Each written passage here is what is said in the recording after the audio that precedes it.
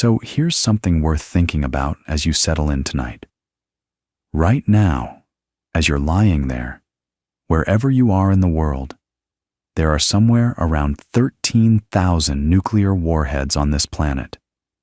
13,000. And that number, as staggering as it sounds, is actually the lowest it's been in decades. At the peak, and we'll get to the peak, there were closer to 70,000. 70,000 weapons, each one capable of destroying a city.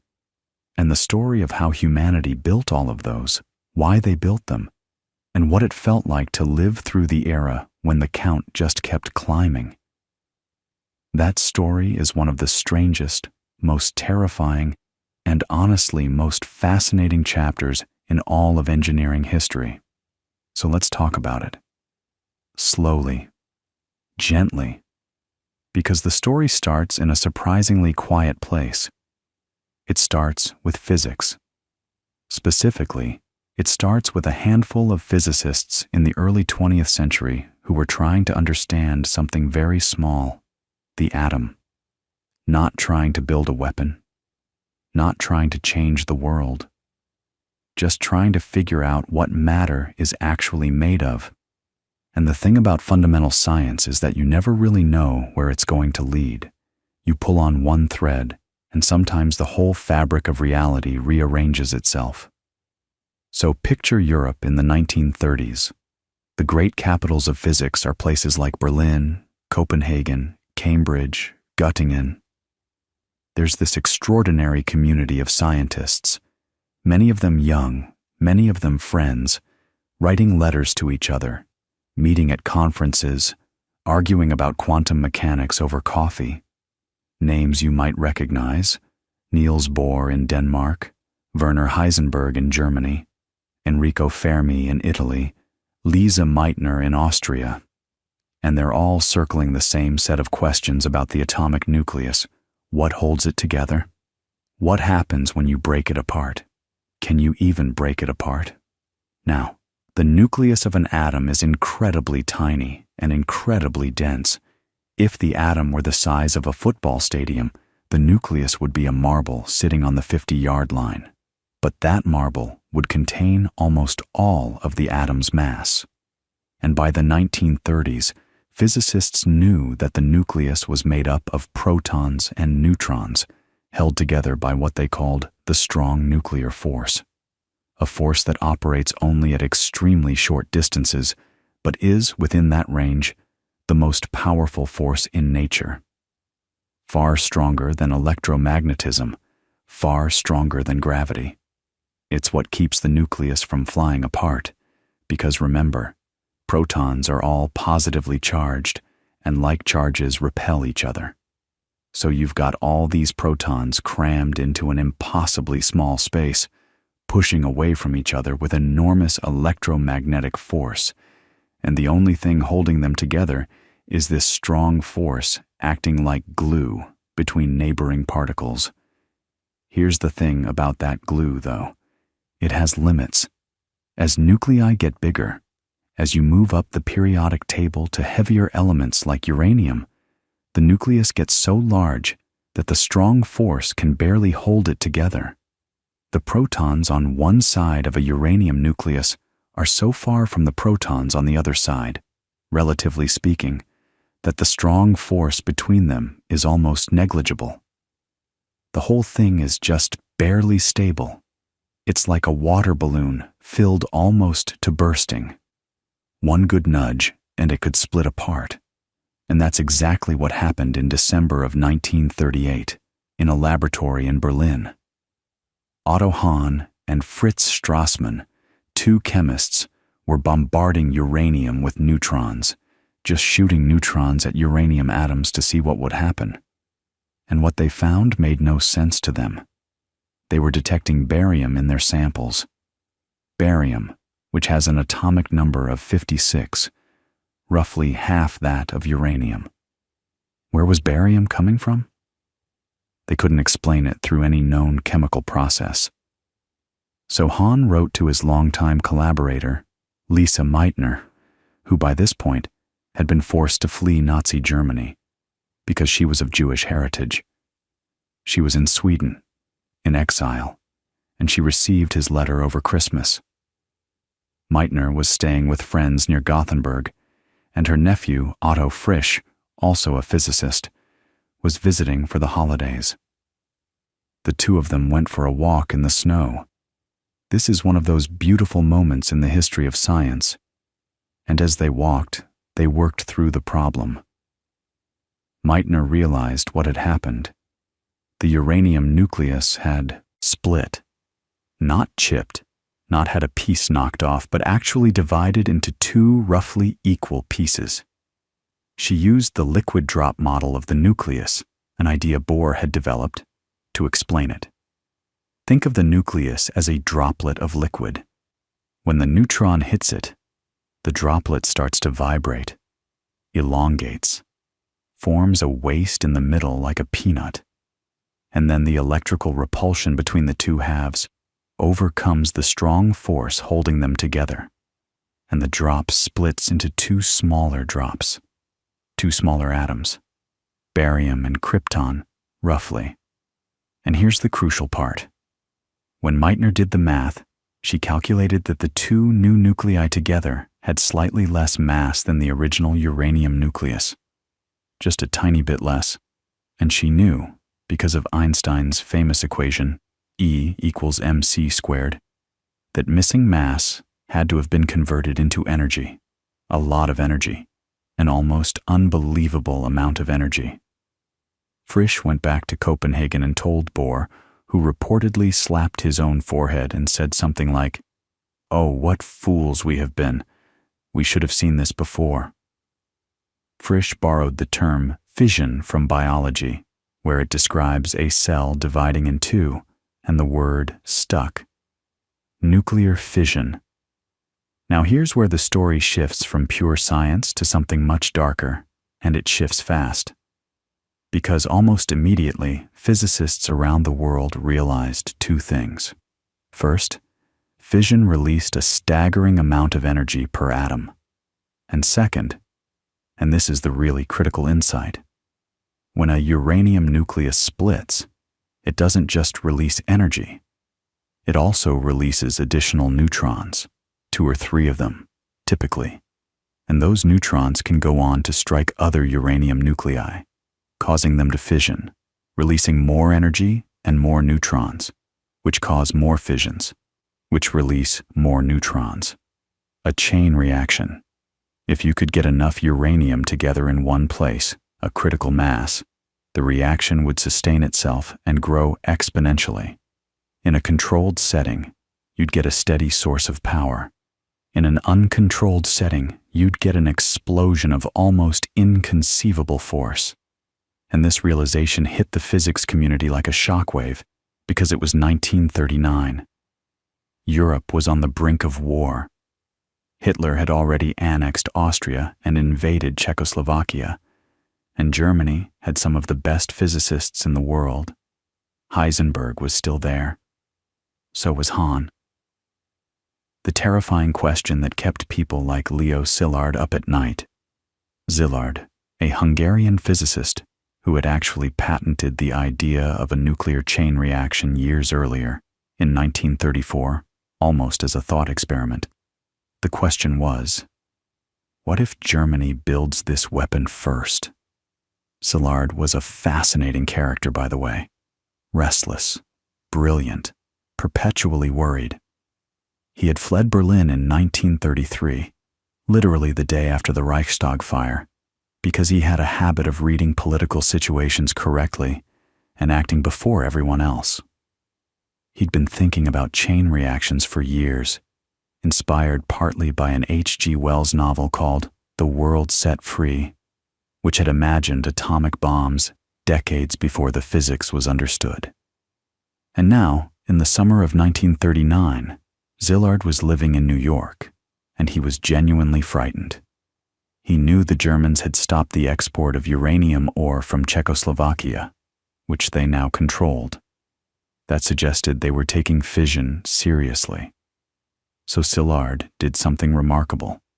He convinced Albert Einstein, the most famous scientist in the world, to sign a letter to President Franklin Roosevelt, warning him that Nazi Germany might be developing an atomic bomb and urging the United States to begin its own research program. Einstein, who was a pacifist by nature, agreed because the alternative, a Nazi atomic monopoly, was unthinkable. The letter was dated August 2nd, 1939, exactly 1 month before Germany invaded Poland and World War II began. Roosevelt received the letter in October through an intermediary named Alexander Sachs, who had to talk his way into the Oval Office. And Roosevelt's response was measured but decisive. He established an advisory committee on uranium, initially a small group with a modest budget. The early work was slow, almost academic, but the wheels were turning. And over the next 2 years, as the war expanded and the scientific evidence mounted that a bomb was feasible, the program grew. The British, who had their own team of physicists working on the problem, the Maud Committee they called it, concluded in the summer of 1941 that a uranium bomb was not only possible but could potentially be built within 2 years. Their report was shared with the Americans, and it electrified the U.S. effort.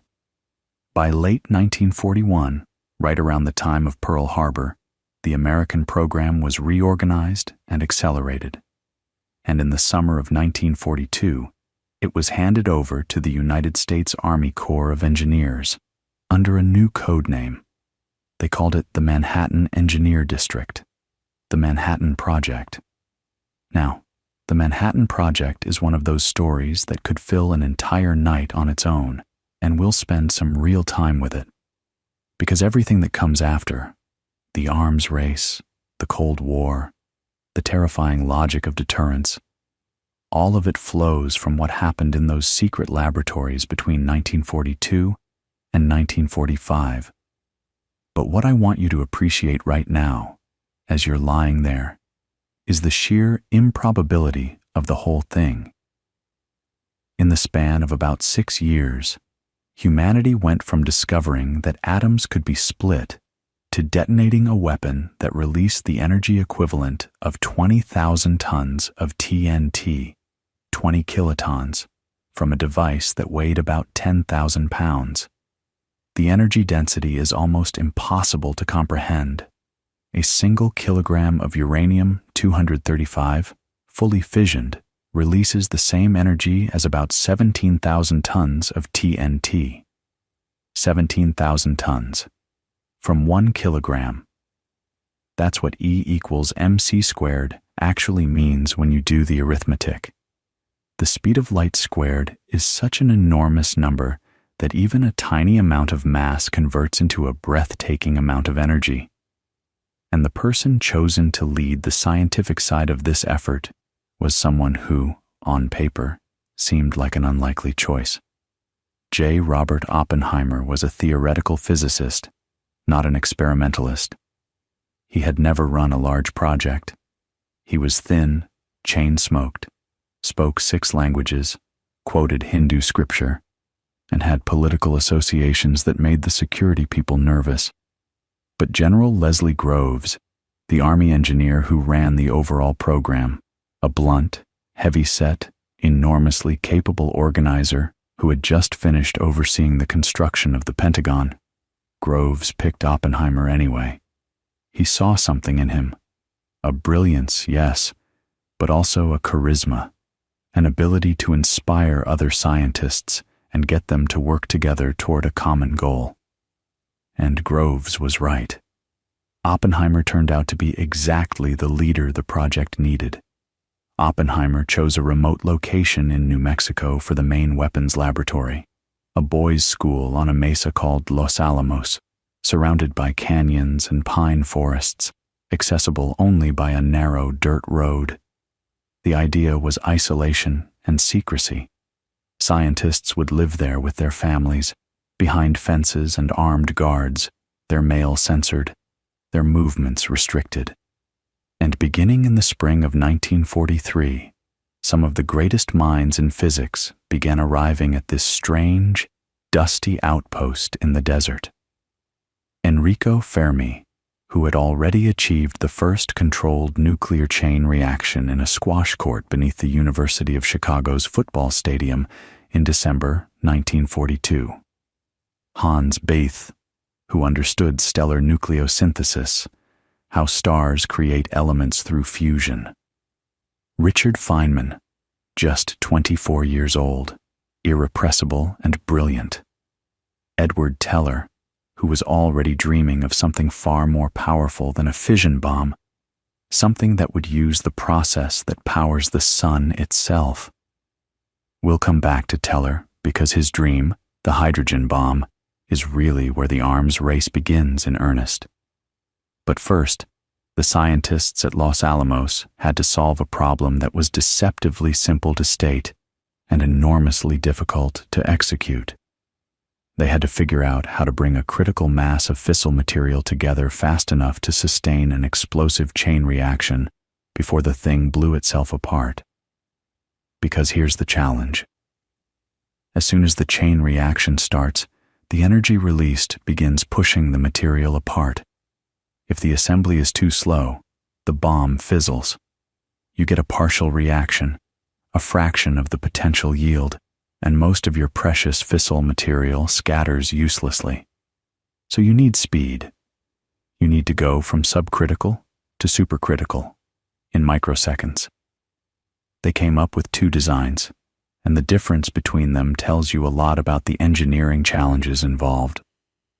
The first design was called the gun type, and it was conceptually the simplest thing in the world.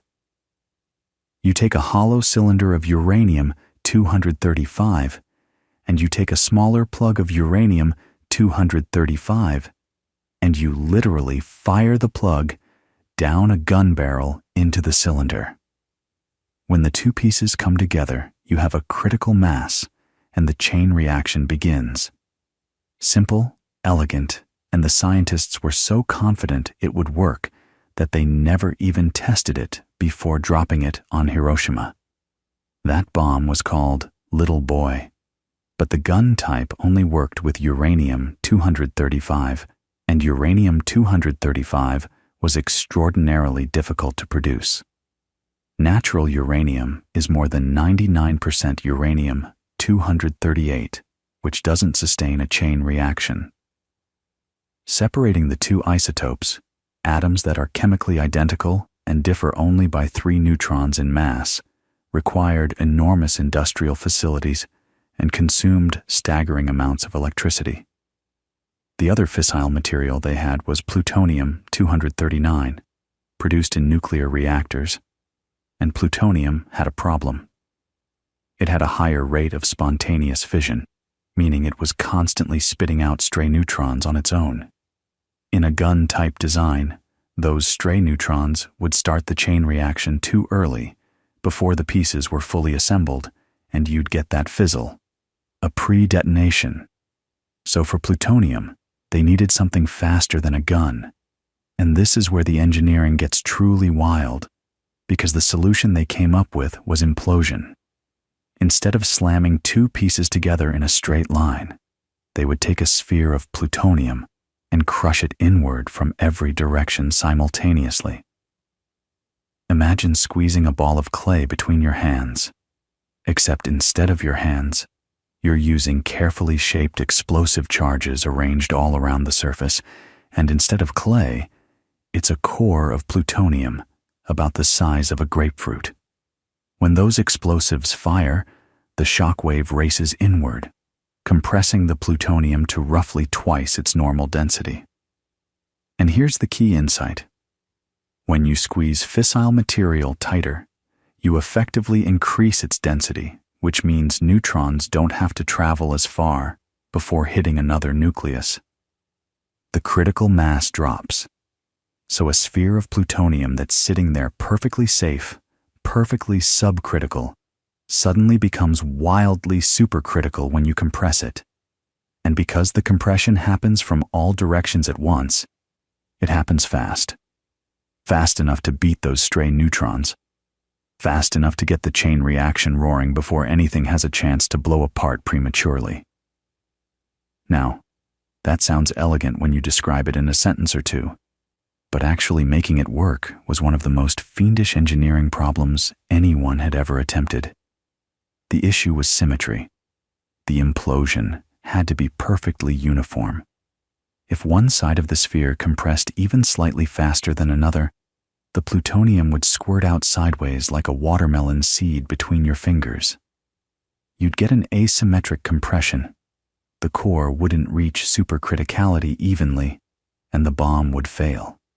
So every single one of those explosive charges, they called them explosive lenses, had to detonate within a microsecond of each other, and the shock waves they produced had to converge on the center with near-perfect spherical symmetry. This was the problem that consumed Los Alamos for the better part of 2 years. A brilliant chemist and explosives expert named George Kistiakowsky led the effort to design and manufacture those explosive lenses.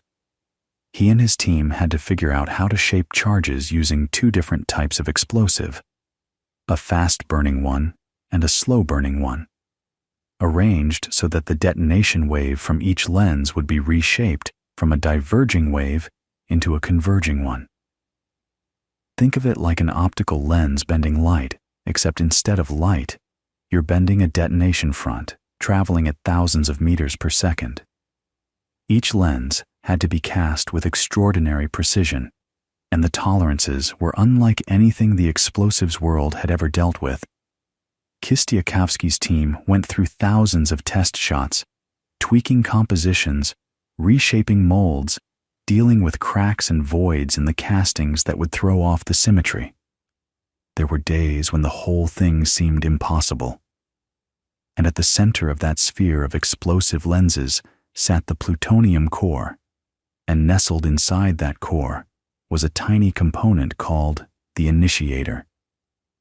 A small sphere of beryllium and polonium designed to release a burst of neutrons at exactly the right moment, right when the compression was at its peak, to kickstart the chain reaction. The timing had to be exquisite. Too early and you fizzle. Too late and the compression has already started to rebound. Everything had to happen in a window measured in millionths of a second. By the spring of 1945, they thought they had it figured out. But unlike the gun-type uranium bomb, nobody was confident enough to skip testing. There were too many variables, too many things that could go wrong. So they planned a test. They called it Trinity, July 16th, 1945. The Jornada del Muerto Desert in New Mexico. The name translates to Journey of the Dead Man, which feels almost too fitting. They assembled the device, which they called the Gadget, at the top of a 100-foot steel tower. Oppenheimer was there. Fermi was there. Kistiakowsky was there. General Groves was there. Dozens of the world's finest physicists were scattered across observation bunkers at varying distances. Some of them had set up a betting pool on the yield. Estimates ranged from 0, a complete dud, to 45,000 tons of TNT equivalent. Enrico Fermi, being Fermi, was tearing up small pieces of paper to drop when the shockwave arrived so he could estimate the yield from how far they were displaced. That's the kind of physicist he was, always finding a way to measure things with whatever was at hand. At 5:29 in the morning, the device detonated. The yield was about 21 kilotons, 21,000 tons of TNT. The flash was visible over 100 miles away. The steel tower simply ceased to exist, vaporized. The desert sand beneath it fused into a glassy, slightly radioactive substance they later called trinitite. The mushroom cloud rose to over 7 miles. Kenneth Bainbridge, the test director, turned to Oppenheimer and said, "Now we are all sons of bitches." Oppenheimer himself later recalled thinking of a line from the Bhagavad Gita. "Now I am become death, the destroyer of worlds." Whether he actually thought that in the moment or it came to him later, it's become one of the most quoted lines in the history of science. 3 weeks later, on August 6, 1945, the untested gun-type uranium bomb, Little Boy, was dropped on Hiroshima. 3 days after that, on August 9th, a plutonium implosion bomb nearly identical to the Trinity device, this one called Fat Man, was dropped on Nagasaki. The combined death toll from the two bombings, including those who died in the following weeks and months from injuries and radiation sickness, is estimated at somewhere between 130,000 and more than 226,000 people. Japan surrendered on August 15th. The war was over. And you might think the story pauses here. That with the war ended, the urgency would drain away. The scientists would go back to their universities, and the world would step back from the precipice. Some of them did go back. Some of them campaigned passionately for international control of atomic energy. But the story didn't pause. It accelerated. Because the United States had just demonstrated the most powerful weapon in human history, and it was the only country that had it. And that monopoly, that brief window where one nation alone held this terrifying new power, that monopoly was about to end far sooner than almost anyone in Washington expected. Here's the thing you have to understand about the Soviet nuclear program. It didn't start in 1945. Soviet physicists had been aware of the possibility of nuclear weapons almost as early as their Western counterparts. Igor Kurchatov, a brilliant nuclear physicist with a distinctive forked beard that earned him the nickname the Beard among his colleagues, had been doing nuclear research since the 1930s. When the Soviet government noticed that Western scientific journals had suddenly gone silent on the topic of nuclear fission, papers just stopped appearing. Soviet intelligence correctly deduced that the work had gone classified, which meant it had military applications. By 1943, Kurchatov had been appointed to lead the Soviet atomic bomb project, initially a modest effort because the country was fighting for its survival against Nazi Germany and couldn't spare vast industrial resources. But the Soviets had something the Americans didn't fully appreciate at the time: extraordinary intelligence, penetration of the Manhattan Project. Klaus Fuchs, a German-born British physicist who had fled Nazi Germany and was working at Los Alamos, was passing detailed technical information to Soviet intelligence. And he wasn't the only one. Theodore Hall, a young American physicist, also provided information independently. The intelligence Fuchs provided was remarkably detailed. It included specifics about the implosion design, the dimensions of the plutonium core, the configuration of the explosive lenses. Think about that. All those months of agonizing work by Kistiakowsky's team, all those thousands of test shots to get the explosive lens geometry right, the Soviets received the answers. Now, it's important not to overstate this. Soviet scientists were fully capable of building a bomb on their own. Kurchatov, Yuli Khariton, Yakov Zeldovich, these were world-class physicists. The espionage didn't give them the bomb. What it gave them was time. It allowed them to skip dead ends, to confirm that the implosion approach worked, to avoid spending years exploring paths the Americans had already tried and abandoned. And after August 1945, when the bombings of Hiroshima and Nagasaki made the stakes brutally clear, Stalin poured resources into the program with the full weight of the Soviet state. Lavrenti Beria, the feared head of the secret police, was put in charge of the administrative side, a choice that tells you everything about how seriously Stalin took it and how the project was run. Scientists worked under enormous pressure, knowing that failure could have consequences far beyond professional embarrassment. The Soviet test came on August 29, 1949. They called it First Lightning. The Americans detected it and designated it Joe 1 after Joseph Stalin. It was a plutonium implosion device, and its design was remarkably similar to the American Fat Man. That similarity was no coincidence.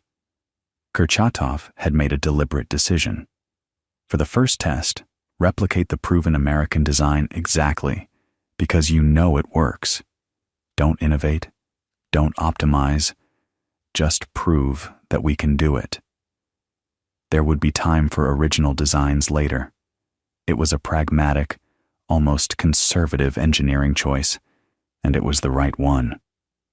When American long-range detection aircraft picked up the radioactive debris in the atmosphere, and President Truman announced on September 23, 1949, that the Soviet Union had conducted a nuclear test, the shock in Washington was profound. American intelligence estimates had generally predicted the Soviets wouldn't have a bomb until the mid-1950s at the earliest. They were off by years. The American nuclear monopoly had lasted just 4 years. And this is the moment, right here, the fall of 1949, when the arms race truly begins. Because now the question isn't whether to build nuclear weapons. Both sides have them. The question becomes, how many, how powerful, and what comes next? And waiting in the wings, an idea that had been simmering since the very earliest days of Los Alamos, was something far more terrifying than anything that had been dropped on Japan. Edward Teller had been pushing for it since 1942, annoying his colleagues by neglecting his assigned work on the fission bomb to daydream about something he called the super. A bomb that wouldn't split atoms apart but would force them together. Fusion instead of fission. A hydrogen bomb. And the physics of fusion meant that unlike a fission bomb, which has practical limits on its yield, a fusion bomb could be made essentially as large as you wanted. There was no theoretical ceiling. The debate over whether to build it would tear the American scientific community apart. And the man who would pay the highest price for being on the wrong side of that debate was J. Robert Oppenheimer himself, the man who had led Los Alamos, who had coordinated thousands of the brightest minds in the country toward a single impossible goal and delivered it on time, who had become the most famous scientist in America. He was about to lose everything. But let's not get ahead of ourselves. Let's sit with this moment for a while, because the hydrogen bomb debate is one of those episodes in history where you can see the gears of politics, science, morality, and fear all grinding against each other in real time, and it's worth understanding how it unfolded. So, Edward Teller. You've already heard his name, and you'll hear it a lot more. He was a Hungarian-born physicist, brilliant, intense, difficult to work with. He'd fled Europe like so many others, arrived in the United States, and joined the Manhattan Project early on. But from almost the very beginning, Teller was less interested in the fission bomb, the thing they were actually trying to build, than in this grander idea: fusion. The process that powers the sun. If you could recreate that on Earth, in a weapon, the energy released would dwarf anything a fission bomb could produce, and Teller was obsessed with it, not casually interested, obsessed. During the war, this had been a real problem. Oppenheimer needed Teller working on implosion calculations, on the practical engineering of the plutonium bomb, and Teller kept drifting off into his own theoretical work on thermonuclear reactions. He clashed with Hans Bethe, who was leading the theoretical division. He refused assignments he considered beneath him. He was, by many accounts, a genius who was also enormously frustrating to manage. Oppenheimer eventually just sort of routed around him, gave him his own little corner to think about fusion, and assigned his critical tasks to others. It was a management compromise, and it worked well enough to get the war won. But it left Teller feeling sidelined, underappreciated, and those feelings would fester. After the war, most of the Los Alamos scientists scattered. They went back to universities, back to their lives. Many of them, Oppenheimer included, felt a deep ambivalence about what they'd created. Some threw themselves into arms control advocacy. Oppenheimer became chairman of the General Advisory Committee to the Atomic Energy Commission, which was the civilian body that now oversaw America's nuclear program. He was, in many ways, the most influential scientific voice in nuclear policy. And when the question of the hydrogen bomb came to his committee in the fall of 1949, right after the Soviet test, he and the committee recommended against a crash program to build it. Now, think about what that took. The Soviets had just demonstrated they had the bomb.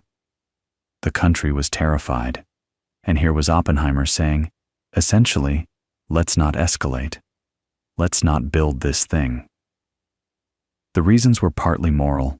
The GAC report called the hydrogen bomb a weapon of genocide. It argued that a bomb with no upper yield limit was fundamentally different from a fission weapon, not just bigger, but categorically different. A fission bomb could destroy a military installation, a factory complex, maybe a city center. A hydrogen bomb could obliterate an entire metropolitan area. There was no military target large enough to justify it. Its only purpose would be the mass killing of civilians.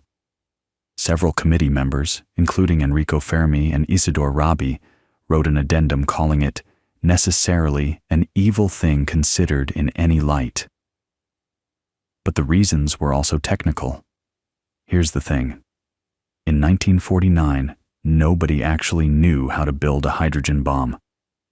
Teller had been working on the concept for years, and his design, the so-called classical super, had a fundamental problem. The idea was to use a fission bomb as a trigger. The enormous heat and radiation from a fission explosion would ignite a mass of deuterium, a heavy form of hydrogen, and start a fusion chain reaction. Simple enough in concept, but the calculations kept suggesting it wouldn't work. The fusion reaction would fizzle, the energy would dissipate too quickly, the deuterium wouldn't sustain a burn. Stanislaw Ulam, a brilliant Polish mathematician at Los Alamos, ran calculations in late 1950 that essentially proved the classical super was a dead end. The design Teller had been championing for nearly a decade simply could not work as he'd described it. So Oppenheimer's committee wasn't just making a moral argument. They were also saying, we don't even know if this is feasible, and pouring resources into it would divert effort from things we actually can build: better, smaller, more efficient fission weapons, tactical nuclear weapons, improvements to the arsenal we already have. But none of that mattered politically. President Truman had to make a decision, and the political pressure was overwhelming. The Soviets had the bomb. The public was scared. Influential voices: Teller, the physicist Ernest Lawrence, Lewis Strauss on the Atomic Energy Commission, and powerful figures in the military and Congress were all pushing hard for a crash program. And on January 31st, 1950, Truman made the call. He directed the AEC to proceed with development of the hydrogen bomb. It took him, by some accounts, about 7 minutes to decide. The moral and technical arguments barely registered against the strategic imperative. If the Soviets might build one, America had to get there first. And here's where the story takes one of those turns that's almost too dramatic for fiction. Because even after Truman's decision, the hydrogen bomb program was stuck. Teller's classical super didn't work, and nobody had a better idea. For about a year, the project spun its wheels. And then, in early 1951, Stanislaw Ulam, the same mathematician who had helped kill the classical super, came up with a new concept. And Teller, to his credit, immediately saw how to extend and refine it. The result is known as the Teller-Ulam design, and it is one of the most consequential engineering breakthroughs of the 20th century. The exact details were classified for decades, And even now, the full specifics remain some of the most closely guarded secrets in the world. But the basic principle has been public knowledge since the 1970s, and it's genuinely clever. Terrifyingly clever. Here's how it works, at least in broad strokes. The problem with the classical super was that you couldn't get the fusion fuel hot enough and compressed enough to sustain a reaction just by putting it next to a fission explosion. The heat dissipated too fast. Ulam's insight was about staging and compression. Instead of trying to directly ignite the fusion fuel with heat, you use the radiation from the fission primary, the X-rays, which travel at the speed of light, to compress the fusion fuel first. You put the fission trigger and the fusion fuel in separate parts of the weapon inside a shared radiation case. When the fission bomb goes off, the X-rays fill the case, and before the physical blast wave even arrives, that radiation pressure crushes the fusion secondary inward, compressing it to extraordinary density. And at those densities, fusion ignites. Think of it this way. Imagine you're trying to light a campfire, but the wood is wet. You could hold a match to it and hope. That's the classical super. Or you could first squeeze all the water out of the wood, pack it incredibly tight, and then light it. That compression is the key. The radiation from the primary stage does the squeezing, and it happens so fast, we're talking microseconds, that the fusion fuel is crushed and heated simultaneously, and the reaction takes off. The beauty of this design, from a purely technical standpoint, is that it's scalable. You can add more fusion fuel. You can add additional stages. In principle, you could keep going. Each stage's output compresses and ignites the next. There really is no theoretical ceiling on the yield. And that's what made the hydrogen bomb so fundamentally different from what came before. A fission bomb topped out at maybe a few hundred kilotons. The largest pure fission weapon ever tested was around 500 kilotons. A thermonuclear weapon could reach megatons, tens of megatons. Eventually, as the Soviets would demonstrate, 50 megatons. The first American test of a thermonuclear device was Ivy Mike on November 1st, 1952, at Eniwetok Atoll in the Pacific. And I should be clear, this was a device, not a weapon. It wasn't something you could drop from a plane. The thing weighed about 82 tons. It used liquid deuterium as its fusion fuel, which had to be kept at cryogenic temperatures, so the whole apparatus included a massive refrigeration system.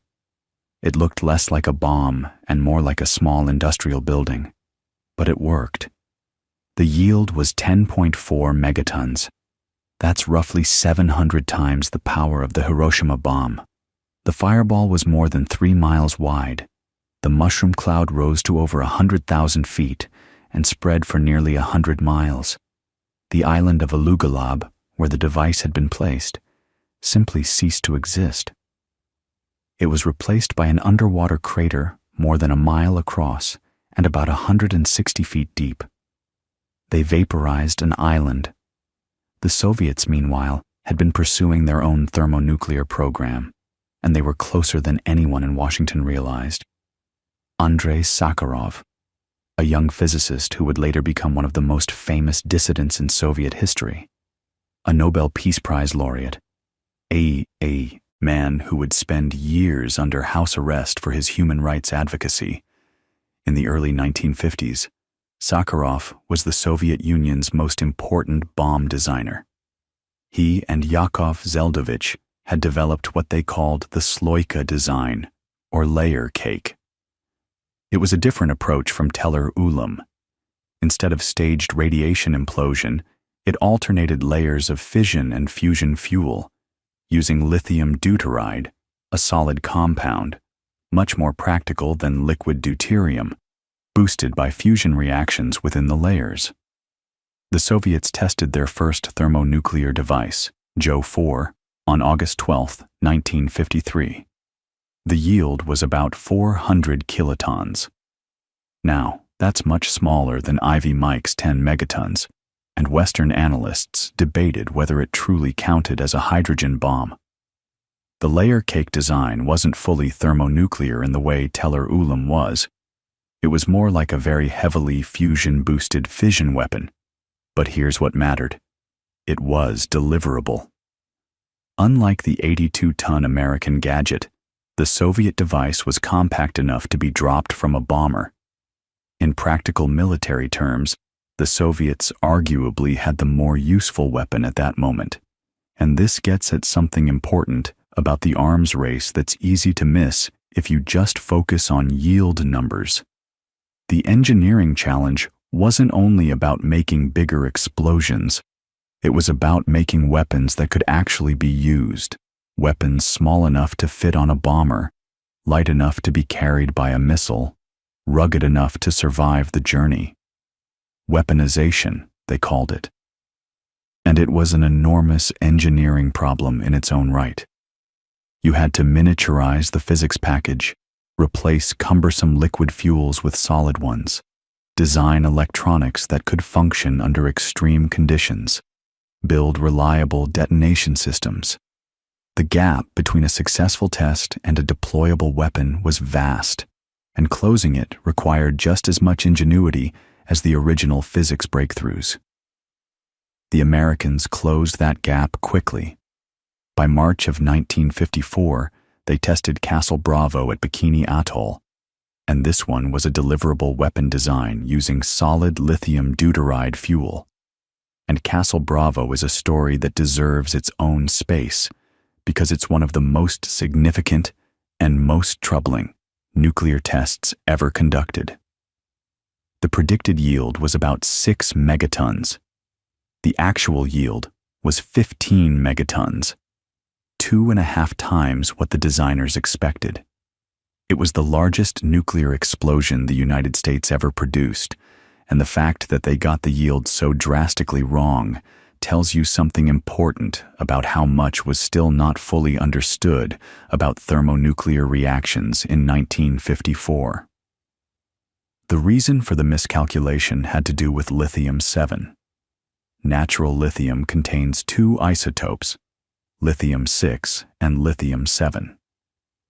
The designers knew that lithium-6 would participate in the fusion reaction, and they'd enriched their fuel accordingly, but they assumed lithium-7 would be essentially inert. It wasn't. Under the intense neutron bombardment of the explosion, lithium-7 also underwent reactions that contributed additional tritium and energy to the fusion process. So instead of only part of the lithium fuel participating, nearly all of it did. The result was an explosion far beyond what anyone had planned for, and the consequences were devastating. The larger-than-expected yield, combined with a wind shift that the test planners hadn't adequately accounted for, sent a massive plume of radioactive fallout drifting over inhabited areas. The crew of a Japanese fishing vessel called the Lucky Dragon No. 5, the Daigo Fukuryu Maru, was operating about 80 miles east of Bikini Atoll, well outside the declared danger zone. The 23 crew members were showered with fine, white, radioactive ash. They didn't know what it was. Within hours, they were suffering from nausea, headaches, burns. By the time they reached port in Japan 2 weeks later, they were seriously ill with acute radiation syndrome. One crew member, Aikichi Kuboyama, died 7 months later. The incident caused an international uproar, strained U.S.-Japan relations, and brought the reality of nuclear fallout into public consciousness in a way that abstract megaton figures never could. The people of the Marshall Islands suffered even more. Residents of Rongelap and Uterik atolls were exposed to significant fallout. Children played in the ash, not knowing what it was. They weren't evacuated for days. The long-term health consequences, thyroid cancers, birth defects, chronic illness, would haunt these communities for generations. It's a painful chapter, and it's important to sit with it, because the arms race wasn't just an abstract competition between superpowers. It had real victims, real communities, whose lives were upended by decisions made thousands of miles away in offices and laboratories. But even as Castle Bravo was demonstrating the terrifying power and unpredictability of thermonuclear weapons, the political machinery was grinding forward on another front, one that would destroy Robert Oppenheimer. Remember, Oppenheimer had opposed the hydrogen bomb crash program. He'd been on the losing side of that argument, and in the climate of the early 1950s, with McCarthyism in full swing, being on the wrong side could be dangerous. Lewis Strauss, who was now chairman of the Atomic Energy Commission and who had clashed with Oppenheimer repeatedly, pushed for a security hearing. Old allegations were dredged up. Oppenheimer's pre-war associations with Communist Party members, his brother's party membership, a complicated and ambiguous incident involving a friend named Hakon Chevalier, who had approached him about passing information to the Soviets during the war. Oppenheimer had reported the approach, but had initially told a convoluted, partly fabricated story about it, and that inconsistency was now used against him. The hearing, in the spring of 1954, was a spectacle. It wasn't technically a trial, but it functioned like one, with the verdict essentially predetermined. Teller testified against Oppenheimer, saying he would prefer to see the country's security in other hands. It was a statement that much of the physics community never forgave. When the board ruled that Oppenheimer's security clearance should be revoked, it effectively ended his influence on nuclear policy. The father of the atomic bomb cast out. He continued to teach, to lecture, to think, but the corridors of power were closed to him. He died in 1967 at 62 of throat cancer. In 2022, the U.S. government formally vacated the 1954 decision, acknowledging that the process had been flawed and driven by political motives. A posthumous correction, decades too late. And while Oppenheimer's world was collapsing, the arms race was accelerating in ways that even the most anxious planners of 1949 might not have imagined. Because the hydrogen bomb was only half the equation. The other half was delivery. How do you get these weapons to their targets? And that question was about to be answered by a technology that would change everything: the intercontinental ballistic missile.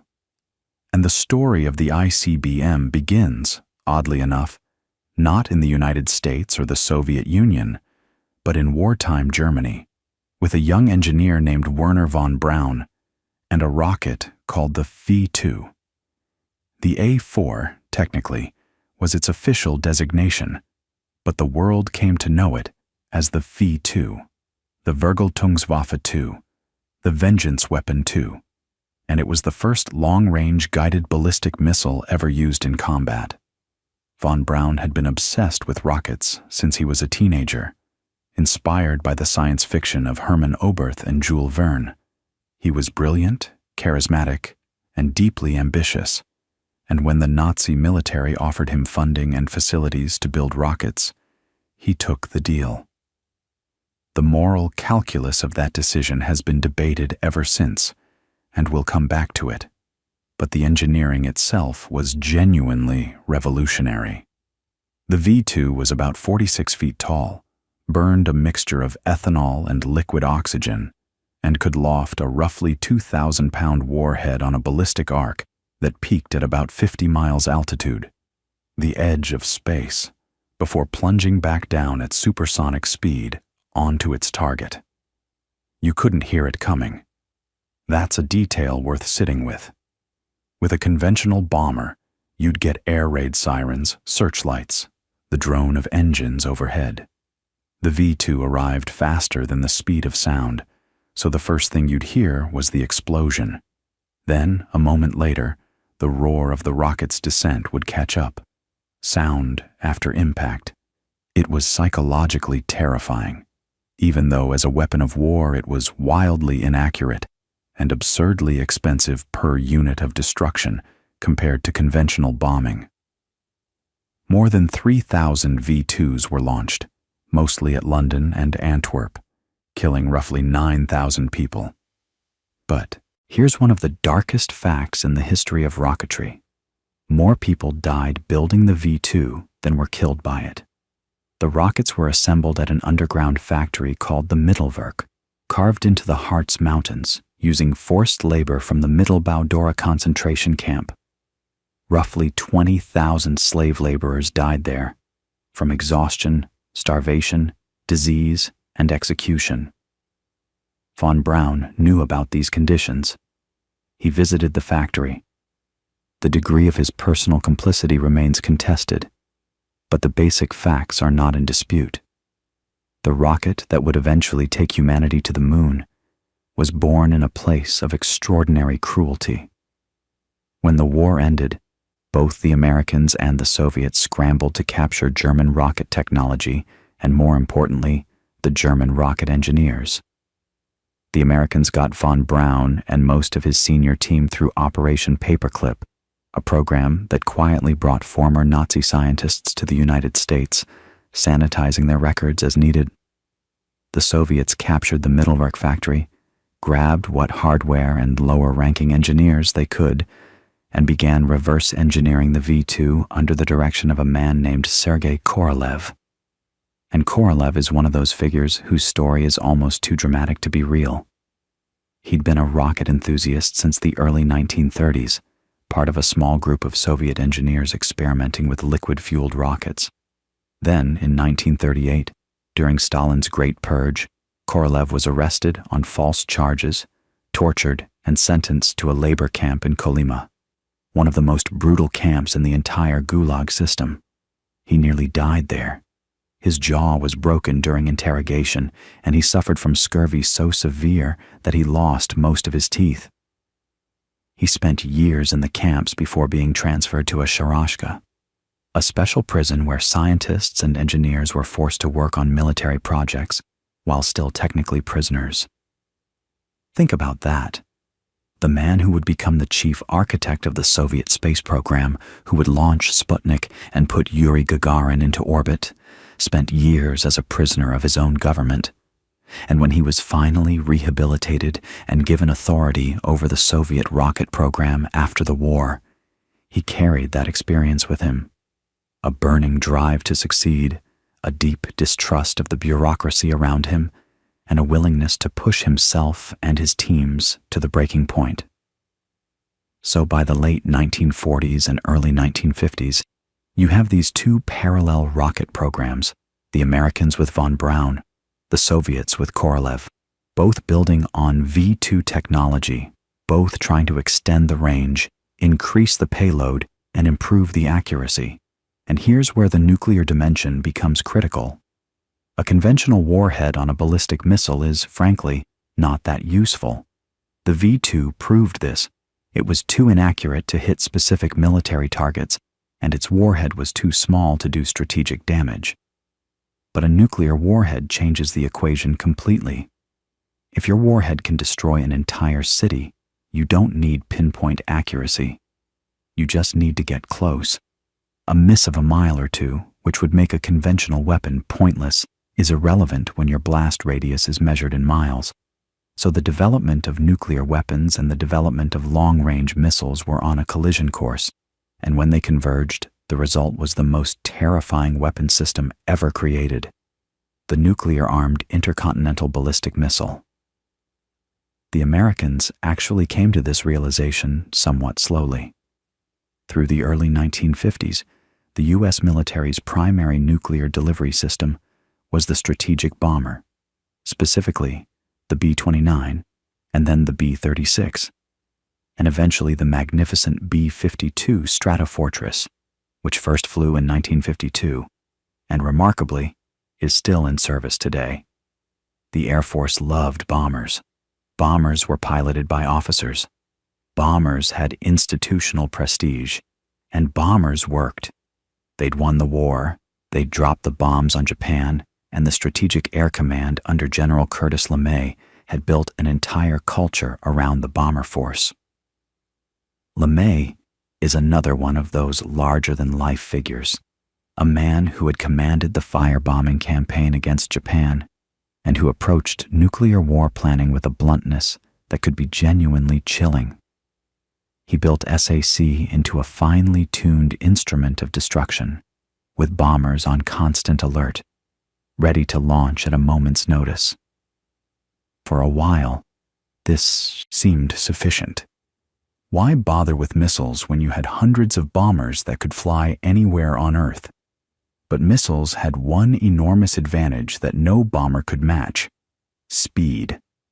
A bomber flying from the United States to the Soviet Union would take hours. An ICBM could make the same trip in about 30 minutes.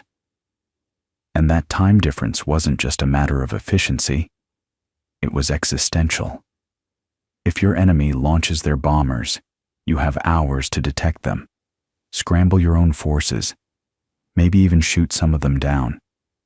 If your enemy launches ICBMs, you have roughly 30 minutes from launch to impact, and maybe 15 minutes of warning if your radar systems are good enough. That compression of time changed everything about nuclear strategy. The Soviets understood this earlier than the Americans, partly because they had to.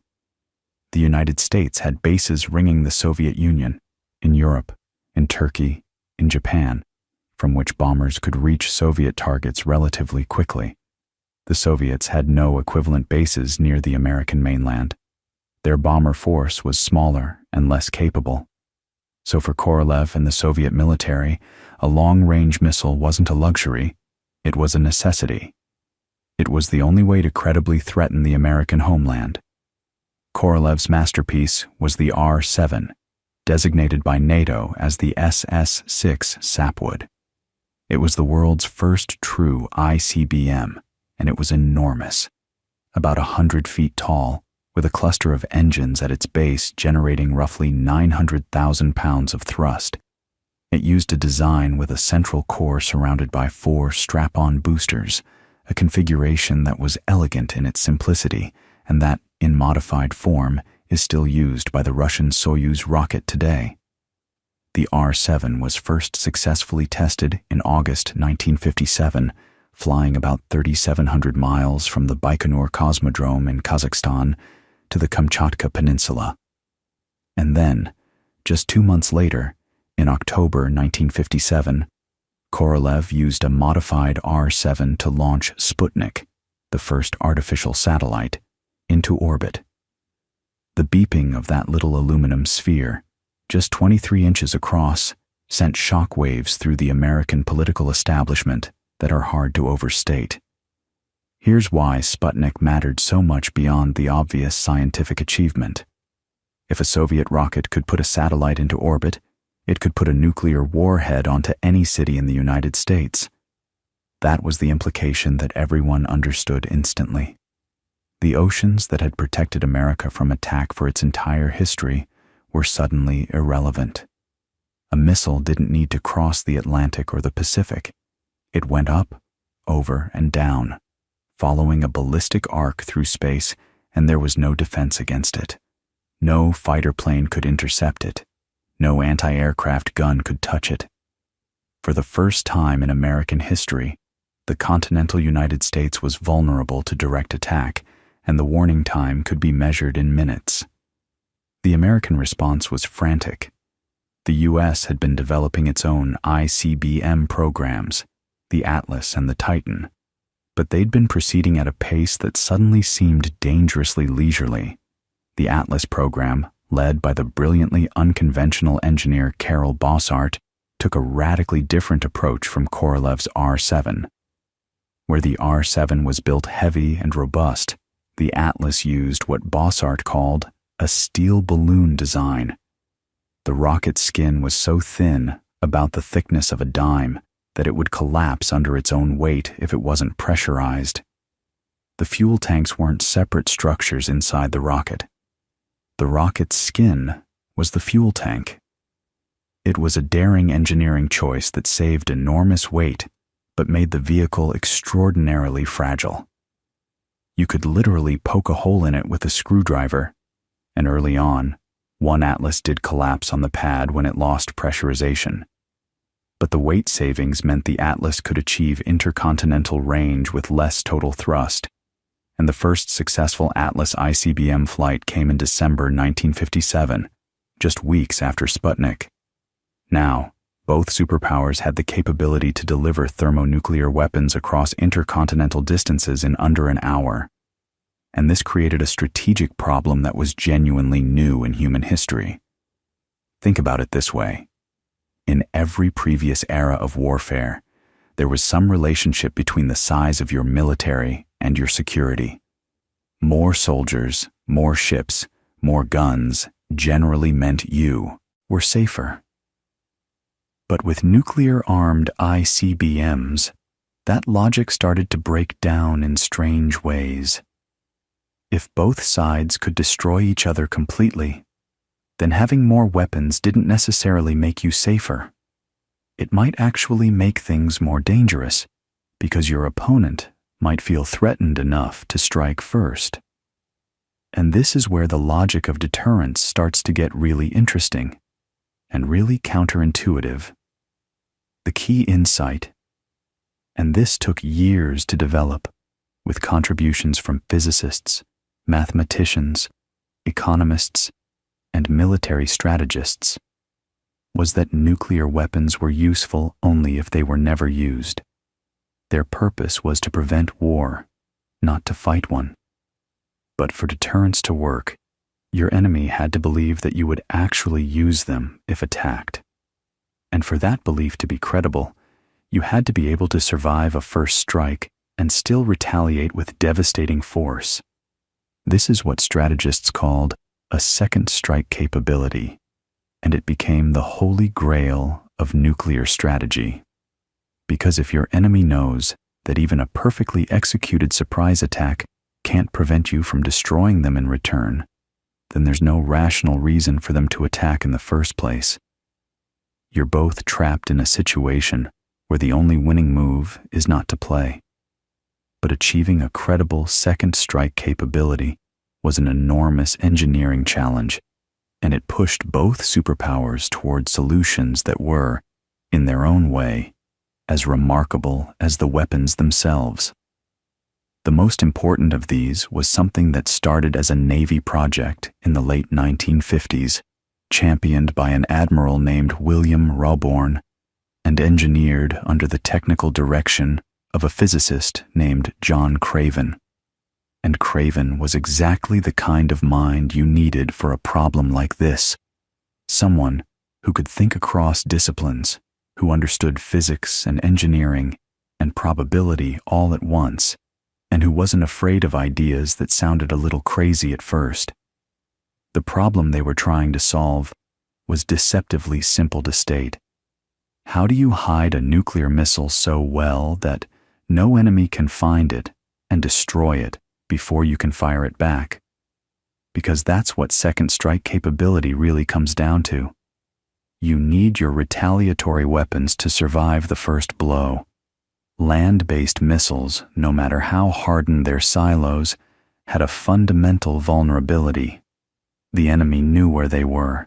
You could pour millions of tons of concrete around a Minuteman silo, bury it deep, reinforce it against blast-over pressure, and it still sat in the same spot on the map, year after year.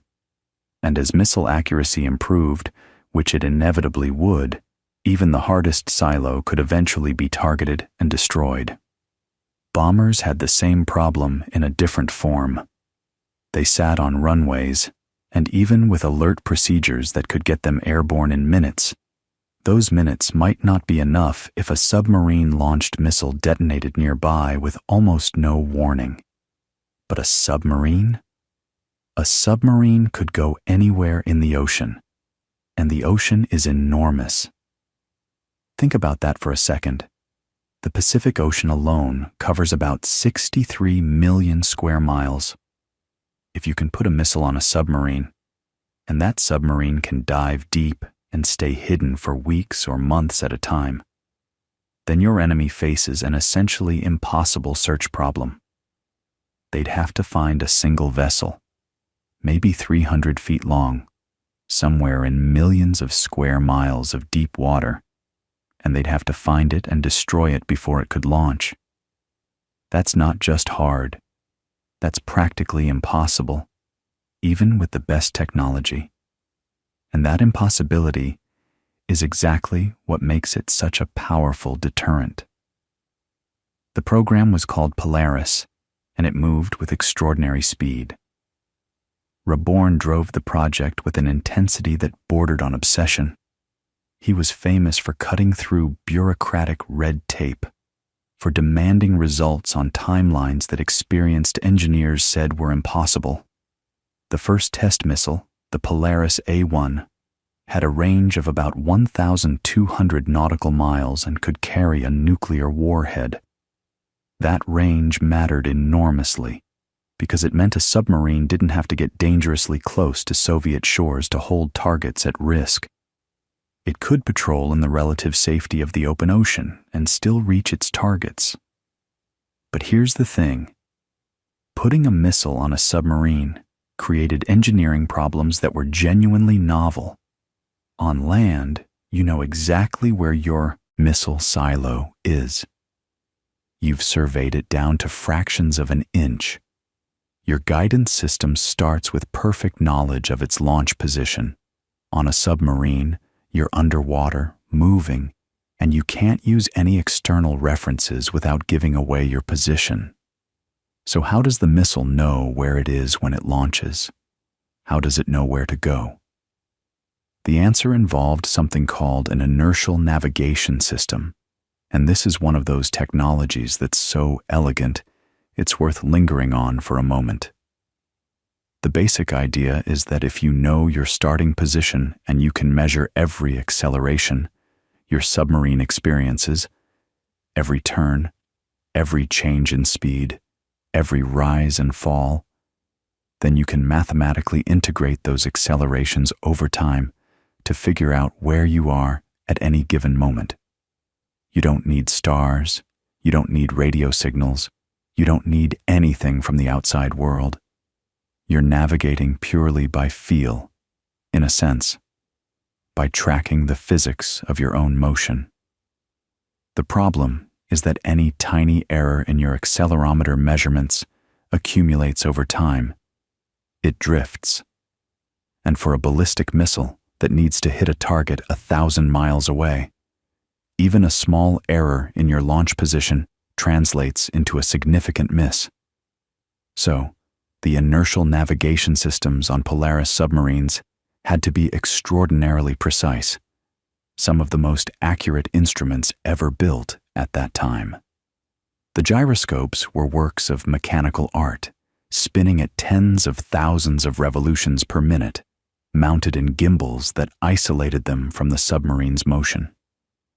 Engineers at MIT's instrumentation laboratory, led by Charles Stark Draper, did much of this work, and Draper himself was one of those figures who deserves more recognition than he gets. He'd been working on inertial navigation since World War II, and the Polaris program was in many ways the culmination of decades of his research. The first operational Polaris submarine was the USS George Washington, and on November 15, 1960, it departed on the first deterrent patrol in history. Think about what that moment represented. A submarine carrying 16 nuclear-armed ballistic missiles slipping beneath the surface of the Atlantic, disappearing into the deep ocean where no Soviet sensor could reliably track it.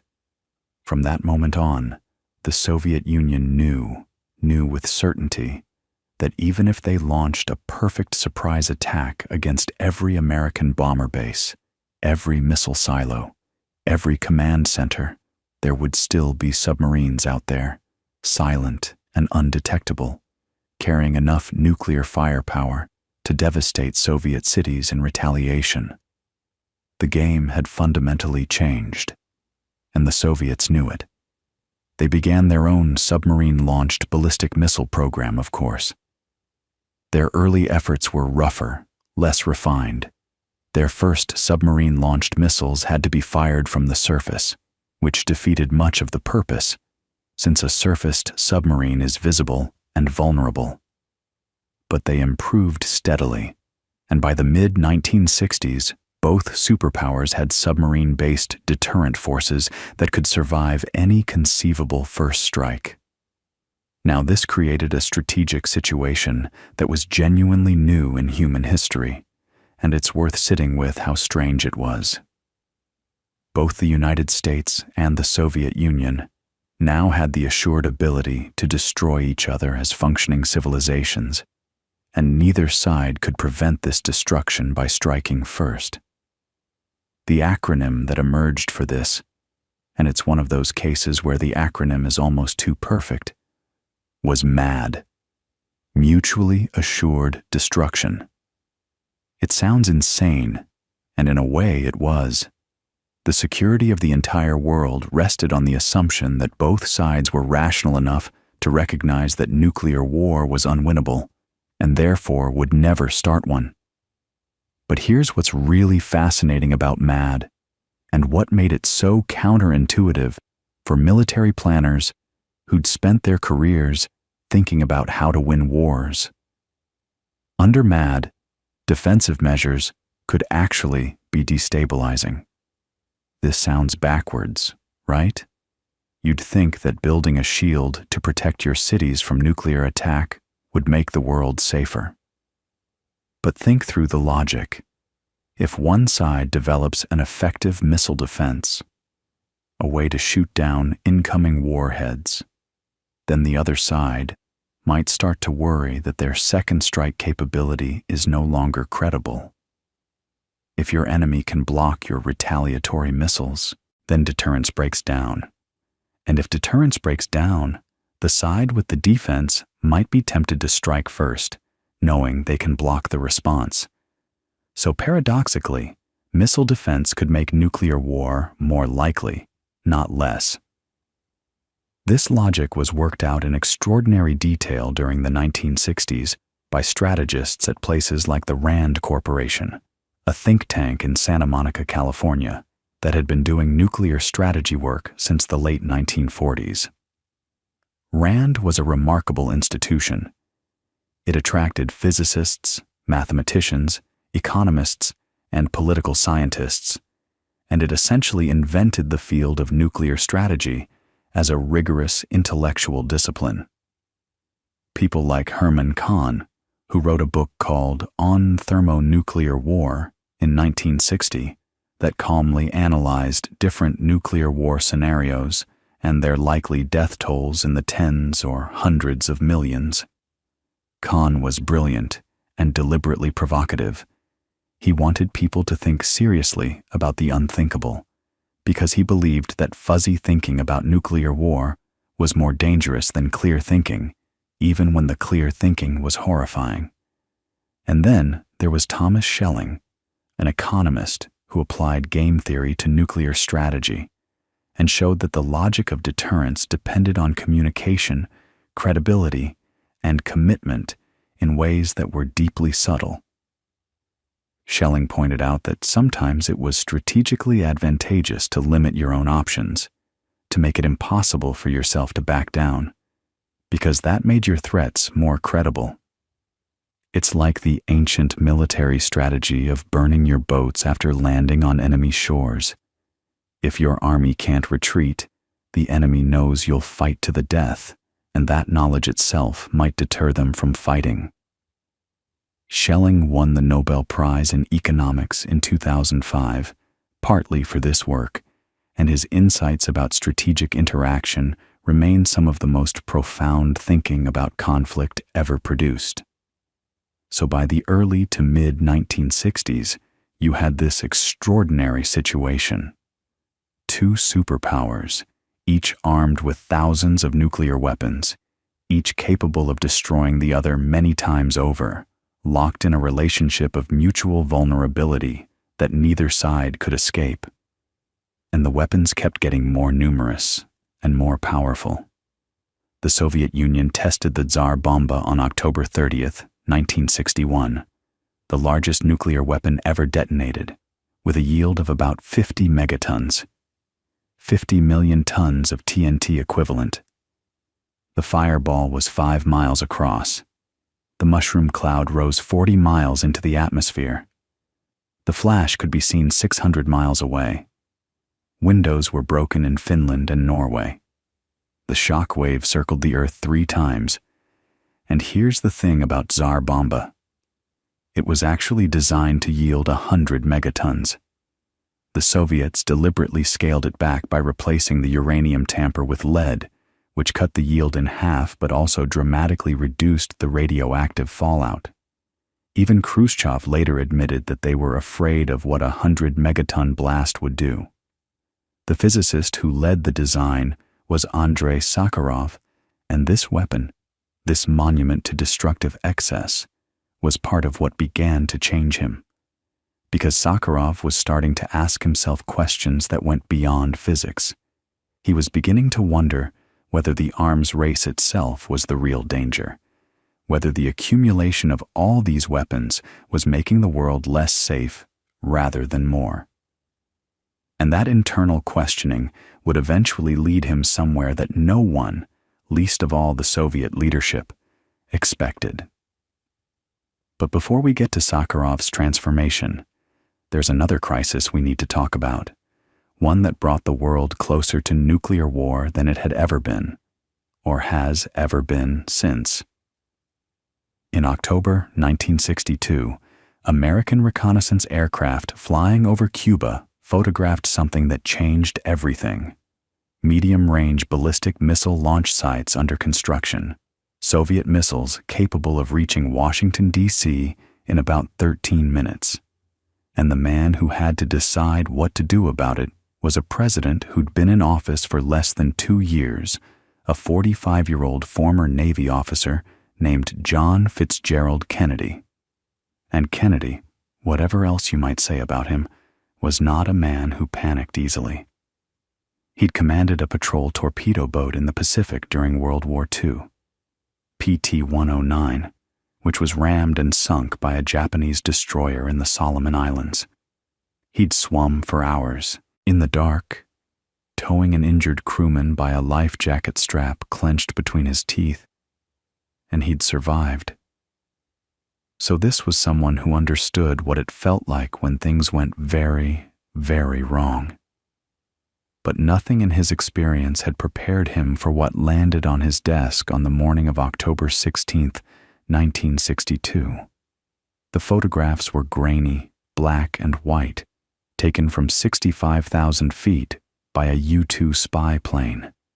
To an untrained eye, they looked like scratches in a field, clearings in the Cuban countryside with some geometric shapes that could have been anything. But the CIA photo interpreters knew exactly what they were looking at. Launch pads, erector equipment, missile transporters, and the missiles themselves, Soviet R-12s, what NATO called SS-4 Sandals, medium-range ballistic missiles with a range of about 1,100 miles.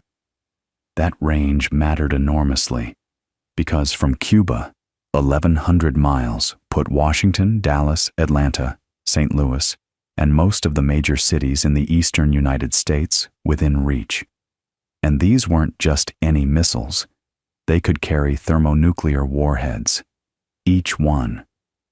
Now, think about the strategic context for a second. Remember how we talked about the logic of deterrence, the whole architecture of mutually assured destruction? That system, fragile as it was, depended on both sides having enough warning time to respond to an attack. ICBMs, launched from the Soviet Union, would take roughly 30 minutes to reach the United States, which gave the Americans time to detect the launch, confirm it, and decide how to respond. 30 minutes isn't much, but it's something. Missiles launched from Cuba would arrive in about 13 minutes. Some estimates said as few as 5 minutes for targets in the southeastern United States. That changes the entire calculus. It compresses the decision window to almost nothing. It makes a decapitation strike. taking out the president, the Pentagon, the command structure before anyone can give an order. Suddenly plausible. And that's what made Cuba so terrifying. It wasn't just about missiles. It was about time. Kennedy didn't go public right away. Instead, he assembled a small group of advisors, the Executive Committee of the National Security Council, which became known as EXCOM. And for 13 days, from October 16th through the 28th, this group debated what to do while the rest of the world went about its business, mostly unaware of how close things were to unraveling. The options on the table ranged from doing nothing to launching a full-scale invasion of Cuba. The Joint Chiefs, almost unanimously, pushed for airstrikes followed by invasion. General Curtis LeMay, the same LeMay who'd built SAC into a nuclear war machine, was particularly aggressive. He told Kennedy that anything less than a military response would be seen as weakness, comparable to appeasement at Munich. Kennedy, to his credit, pushed back. He understood something that LeMay either didn't grasp or didn't care about, that a military strike on Cuba could easily escalate into a direct confrontation with the Soviet Union, and from there, into a nuclear exchange that would kill tens of millions of people on both sides. Here's what's really unsettling about the Cuban Missile Crisis, and this is something that only became clear decades later, as Soviet archives opened up and participants on both sides started talking more freely. The situation was even more dangerous than anyone in Washington realized at the time. The Americans didn't know, for instance, that there were already about 42,000 Soviet troops on Cuba, not the 7,000 that intelligence estimates suggested. They didn't know that tactical nuclear weapons, short-range battlefield nukes, had already been delivered to the island. Luna rockets with nuclear warheads, intended to be used against an American invasion force on the beaches. And here's the really chilling part. The Soviet field commanders in Cuba had been given preliminary authority to use those tactical weapons at their discretion if communications with Moscow were cut during an invasion. Think about what that means. American Marines hitting the beach at Guantanamo or Havana could have been met with nuclear weapons, and the decision to use them might have been made by a local commander, not by Khrushchev, not by anyone in Moscow. And it gets worse. On October 27th, the day that historians often call Black Saturday, the single most dangerous day of the entire Cold War, a Soviet submarine, B-59, was lurking in the waters near the American naval quarantine line that Kennedy had established around Cuba. The submarine had been out of radio contact with Moscow for days. American destroyers detected it and began dropping practice depth charges, small explosive charges meant to force the submarine to surface and identify itself. Inside the submarine, conditions were brutal. The air conditioning had failed. Temperatures inside the hull reached over 100 degrees Fahrenheit. Carbon dioxide levels were rising. The crew was exhausted, disoriented, on edge. And the captain, Valentin Savitsky, believed they were under attack. He believed that war might have already started on the surface. B-59 was carrying a nuclear torpedo, a single torpedo with a warhead equivalent to roughly 10 kilotons, about the size of the Hiroshima bomb. And Savitsky wanted to use it. He reportedly said something like, "We're going to blast them now. We will die, but we will sink them all. We will not disgrace our Navy." On most Soviet submarines, the captain had the authority to launch. But B-59 happened to be the flotilla flagship, which meant there was a second senior officer aboard, Vasily Arkhipov, the flotilla commander. And the protocol on that particular submarine required the agreement of both the captain and the flotilla commander to authorize a nuclear launch. Savitsky wanted to fire. The political officer aboard agreed. Arkhipov refused. He argued them down. He insisted they surface and await orders from Moscow. Let that settle for a moment. The decision not to start a nuclear war, a war that could have killed hundreds of millions of people, came down to one man on one submarine saying no. Vasily Arkhipov. Most people have never heard his name. He went on to live a quiet life, eventually reaching the rank of vice admiral, and he died in 1998. But there's a reasonable argument that he's one of the most important human beings who ever lived, simply because of what he chose not to do on that one afternoon in the Caribbean. Meanwhile, on the surface, diplomacy was grinding forward. Kennedy and Khrushchev were communicating through back channels, letters, intermediaries, quiet conversations between the Soviet ambassador Dobrynin and Robert Kennedy, the president's brother and attorney general. The deal that eventually ended the crisis was straightforward in outline but politically delicate. The Soviets would remove their missiles from Cuba. The Americans would publicly pledge not to invade Cuba.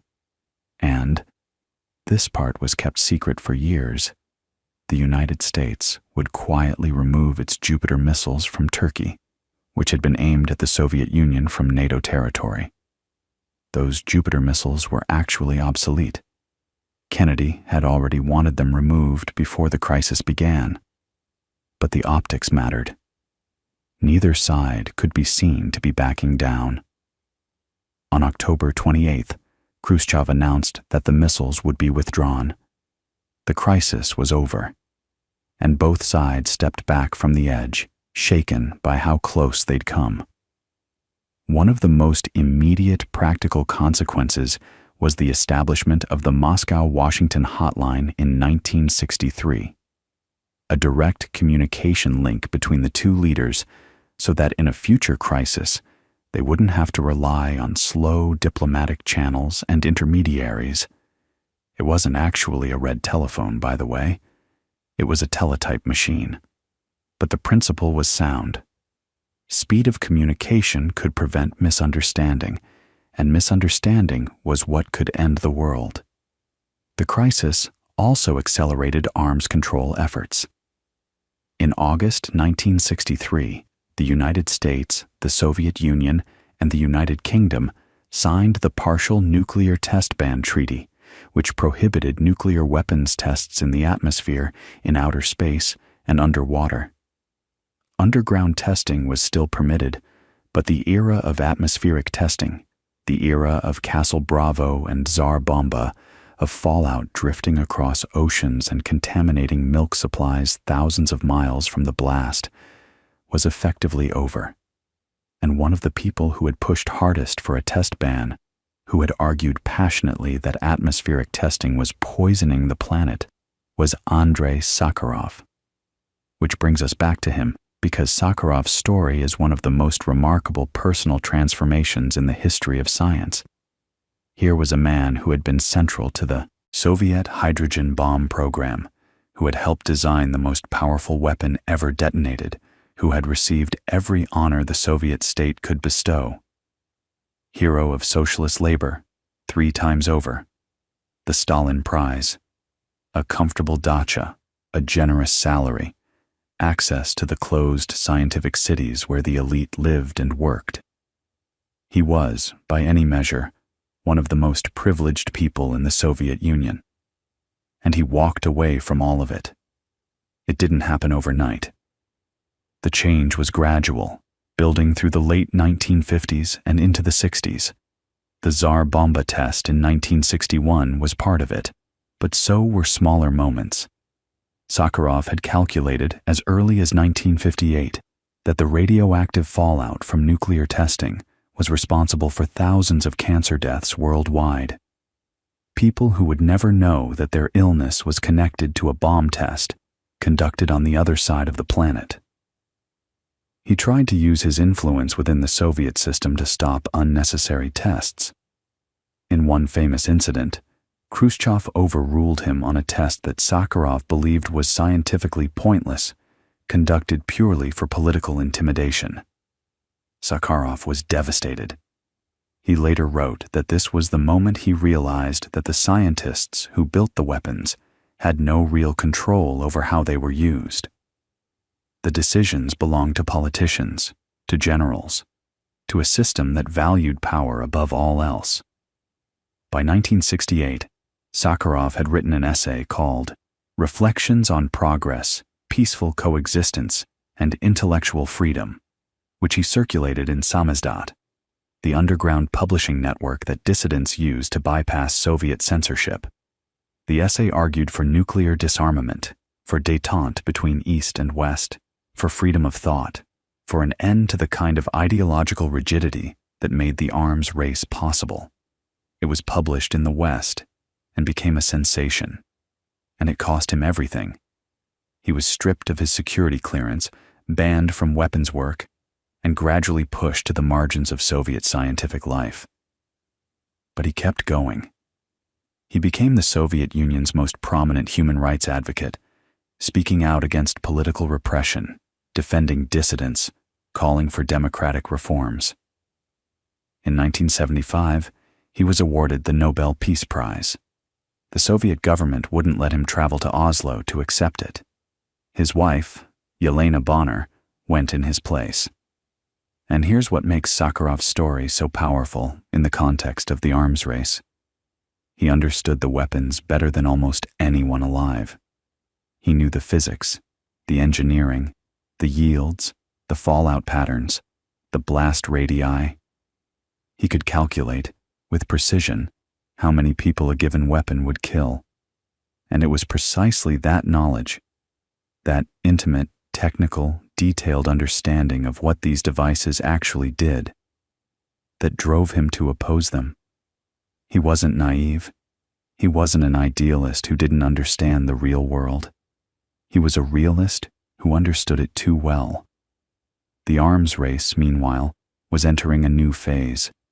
The Cuban Missile Crisis had scared both superpowers enough to begin serious arms control negotiations, but the weapons themselves kept getting more sophisticated, more accurate, and in some ways more dangerous. Because the next great technological challenge wasn't about making bigger bombs, the Tsar Bomba had proven that you could build them as large as you wanted, and past a certain point, bigger didn't matter. The challenge now was about making weapons more precise. And that meant a new word was about to enter the nuclear vocabulary, a word that would reshape deterrence theory and keep strategists up at night for the next 2 decades. That word was MIRV, Multiple Independently Targetable Re-Entry Vehicles. And if that sounds like a mouthful, don't worry. The concept itself is actually pretty intuitive once you break it down. But its consequences were anything but simple. So picture a missile. Up until the early 1960s, the basic idea was straightforward. One missile, one warhead. You launch it, it flies on a ballistic arc through space. The warhead re-enters the atmosphere, and it hits one target. One rocket, one city. That's how the Atlas worked. That's how the early Soviet ICBMs worked. And from a deterrence standpoint, the math was simple. If you wanted to threaten 50 cities, you needed 50 missiles. If you wanted to threaten 200 cities, you needed 200 missiles. And your adversary could count your missiles with satellites, with intelligence, with spies, and they'd know roughly what you could do. But then engineers started asking a very natural question. What if one missile could carry more than one warhead? What if, instead of a single re-entry vehicle sitting on top of that rocket, you packed in 3, or 5, or 10? And, here's the crucial part, what if each one could be aimed at a different target? That's MIRV, and it changed everything. The technology came together in the mid-1960s, primarily at American defense labs, and the first MIRV-equipped missiles were deployed by the United States around 1970. The Minuteman III ICBM, which is still in service today, Think about that. A missile system designed in the 1960s still forming part of America's nuclear deterrent. The Minuteman III could carry up to 3 independently targetable warheads. The Poseidon submarine-launched missile, which replaced Polaris on many of the Navy's ballistic missile submarines, could carry 10 to 14 warheads, depending on the configuration. Now, you might be thinking, okay, so you pack more warheads on each missile. That's just efficiency, right? More bang for your buck? And in a narrow sense, yes. But the strategic implications were enormous, and they were deeply destabilizing. Here's why. Remember how deterrence worked under MAD, mutually assured destruction. The whole logic depended on both sides knowing that the other side could absorb a first strike and still have enough weapons left to retaliate devastatingly. That's what made a first strike irrational. You couldn't win. Even if you hit them with everything you had, they'd still have enough left to destroy you. So nobody shoots first. But MIRV messed with that math in a really unsettling way. Because now, one missile could destroy multiple targets. And if your warheads were accurate enough, and they were getting very accurate, you could use a relatively small number of your own missiles to destroy a large number of the enemy's missiles while they were still sitting in their silos. Think about what that means. If you have 1,000 MIRVed missiles, each carrying 5 warheads, that's 5,000 warheads. Your adversary has, say, 1,000 missiles in silos. In theory, you could allocate 2 warheads to each silo, 2,000 warheads, and still have 3,000 left over. You've just destroyed their entire land-based missile force using only a fraction of your own arsenal. This is what strategists called a first strike capability, and it was exactly the scenario that MAD was supposed to prevent. The whole point of deterrence was that a first strike could never work, that you could never disarm your opponent in a single blow. But MIRVs, combined with improving accuracy, started to make that scenario look not likely exactly, but possible. And in nuclear strategy, even the theoretical possibility of a first strike is destabilizing because it gives the other side an incentive to launch on warning rather than ride out an attack. If you think your missiles might be destroyed in their silos, you're under pressure to use them before you lose them. And that's a terrifying dynamic.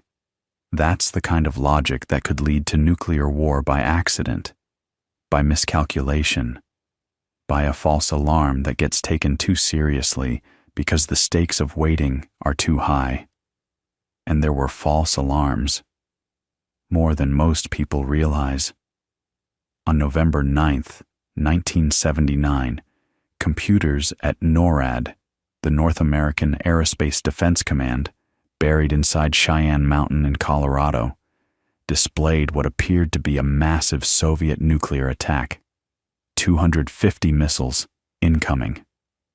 Officers scrambled. Fighter jets were launched. The president's airborne command post was prepared for takeoff. It took 6 minutes, to determine that the whole thing was caused by a training tape that had been accidentally loaded into the live warning system. A training tape. Someone had put a simulation of a Soviet attack into the real system, and for 6 minutes, the people responsible for America's nuclear response thought the end of the world was beginning.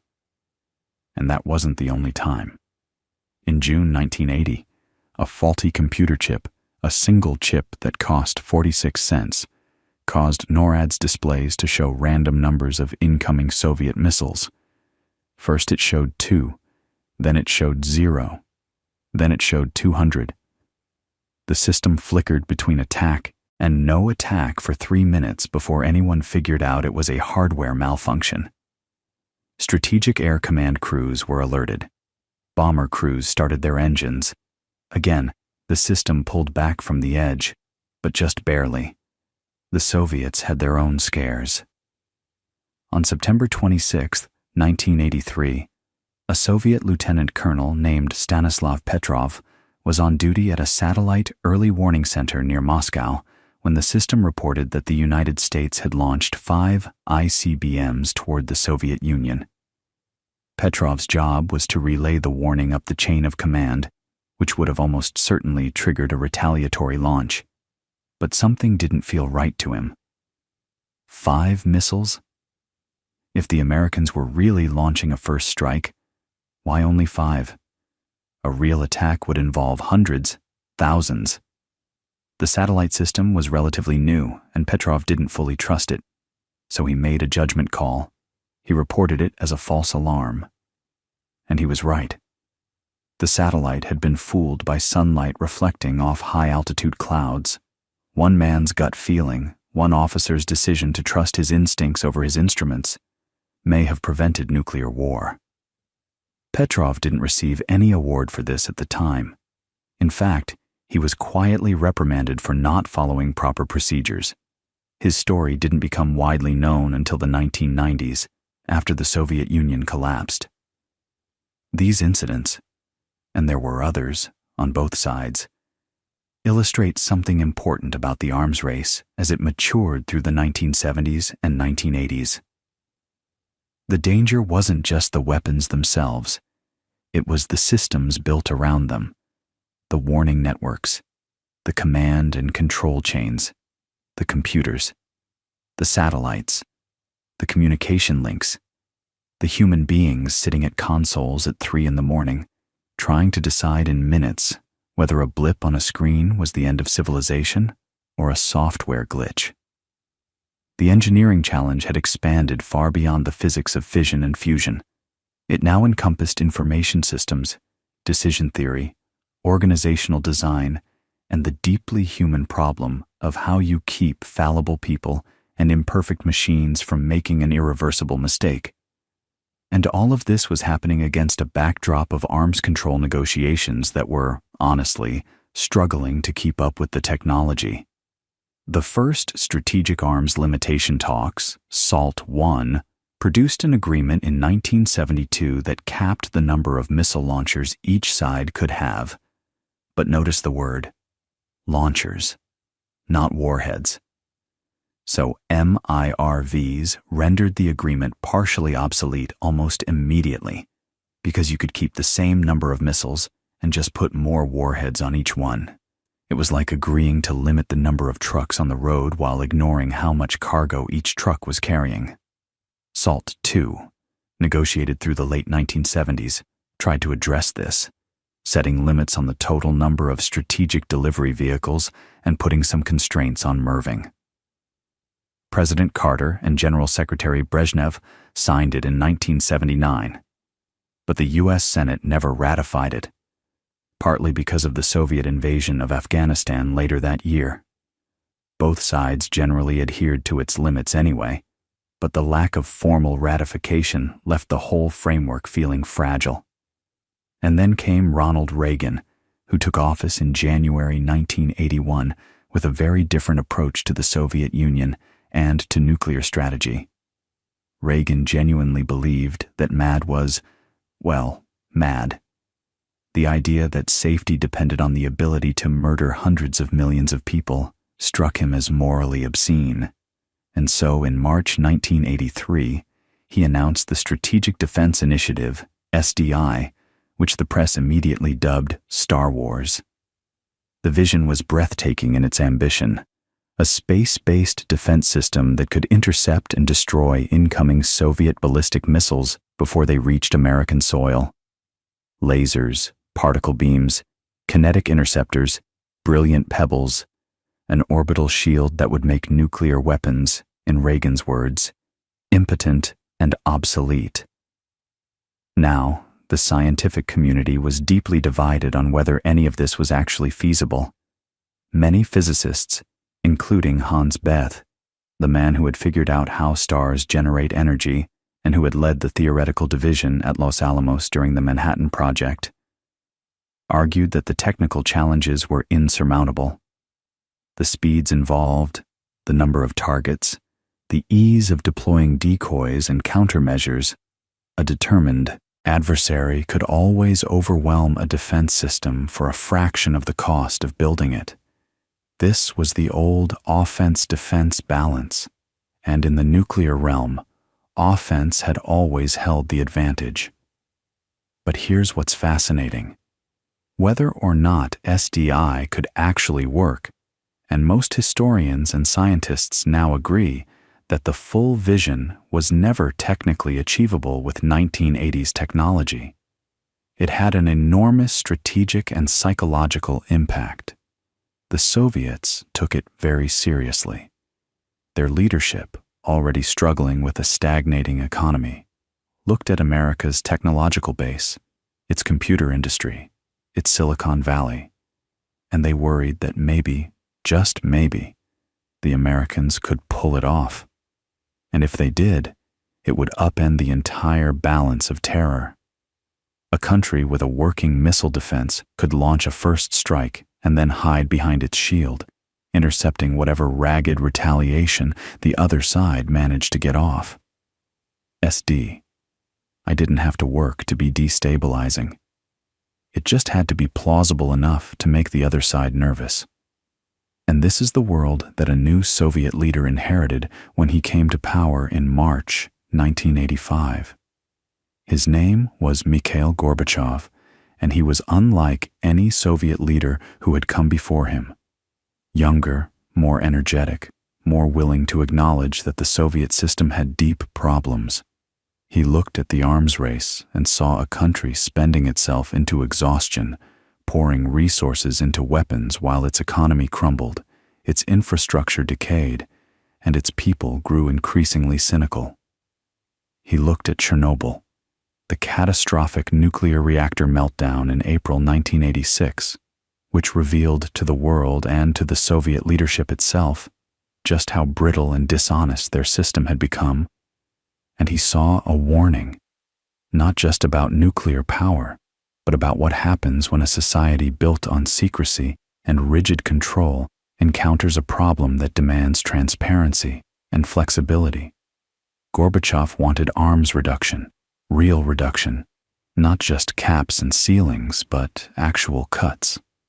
And he found in Reagan, despite their vast ideological differences, a surprising partner, because Reagan, for all his hawkish rhetoric, for all his evil empire speeches and military buildup, genuinely wanted to eliminate nuclear weapons, not reduce them, eliminate them. Most of his own advisors thought this was naive, even dangerous. But Reagan meant it, and when he and Gorbachev sat down together at a summit in Reykjavik, Iceland, in October 1986, something remarkable almost happened. The two leaders, alone with their translators, came astonishingly close to agreeing to eliminate all nuclear weapons. All of them. The sticking point was SDI. Gorbachev wanted Reagan to confine the program to the laboratory, and Reagan refused to give it up. The summit ended without a deal, and both sides went home disappointed. But Reykjavik cracked something open.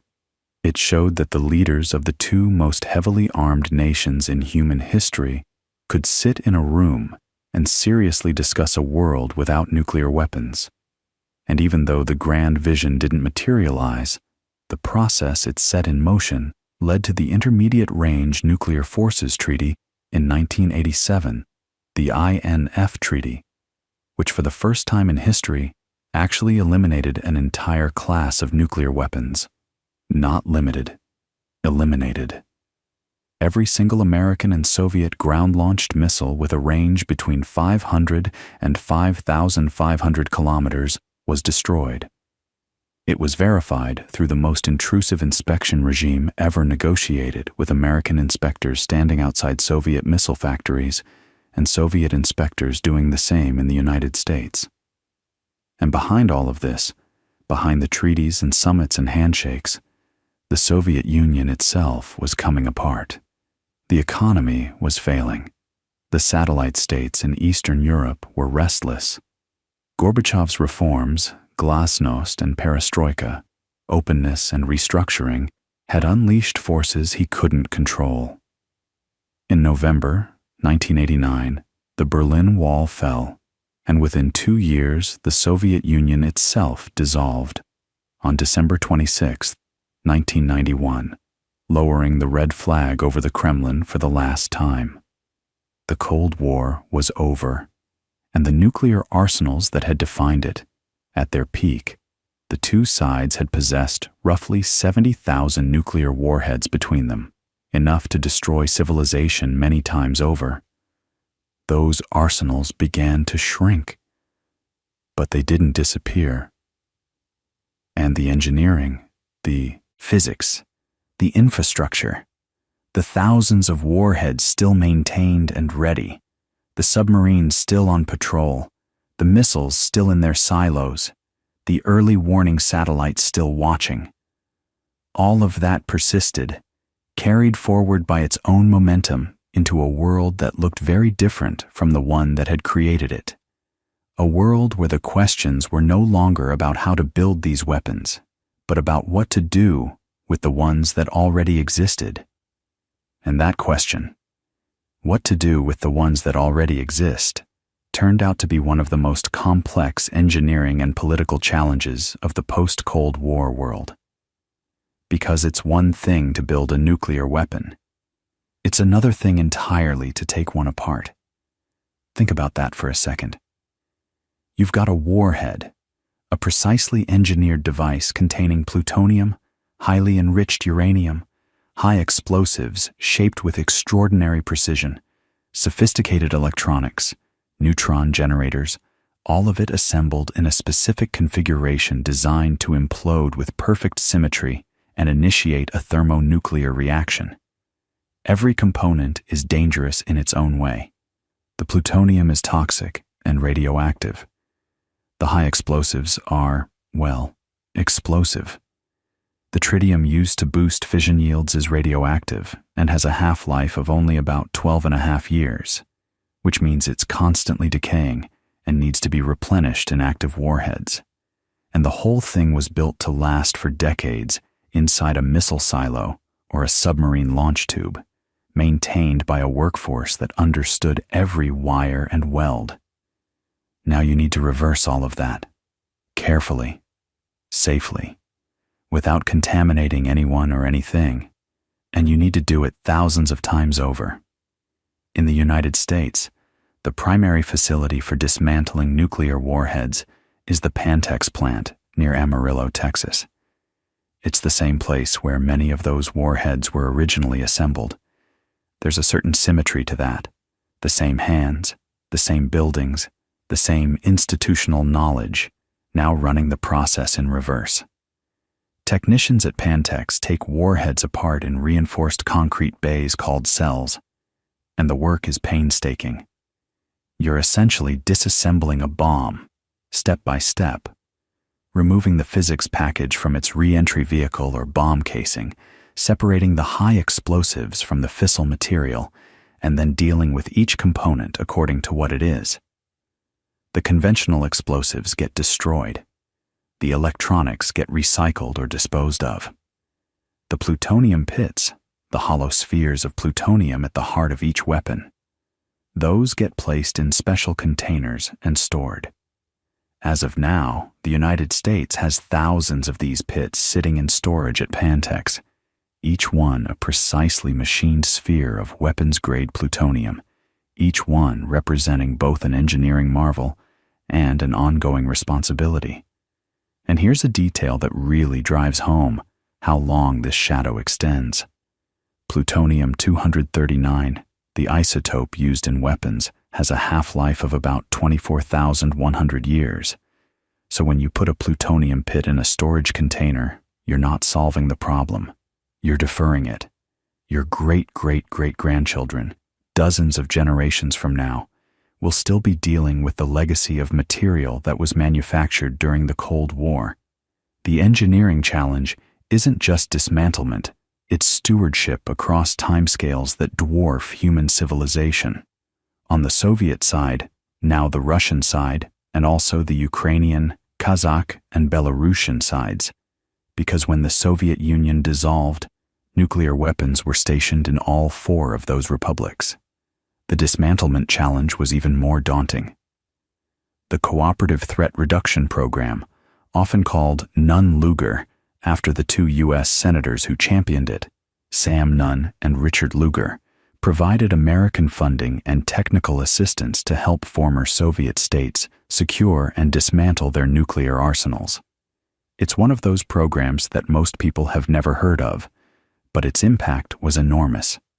Under Nunn-Lugar, Ukraine, Belarus, and Kazakhstan all gave up the nuclear weapons on their territory, transferring the warheads to Russia and dismantling the delivery systems, the silos, the bombers, the launch infrastructure. By the mid-1990s, all three countries were nuclear weapons free. Think about what that means.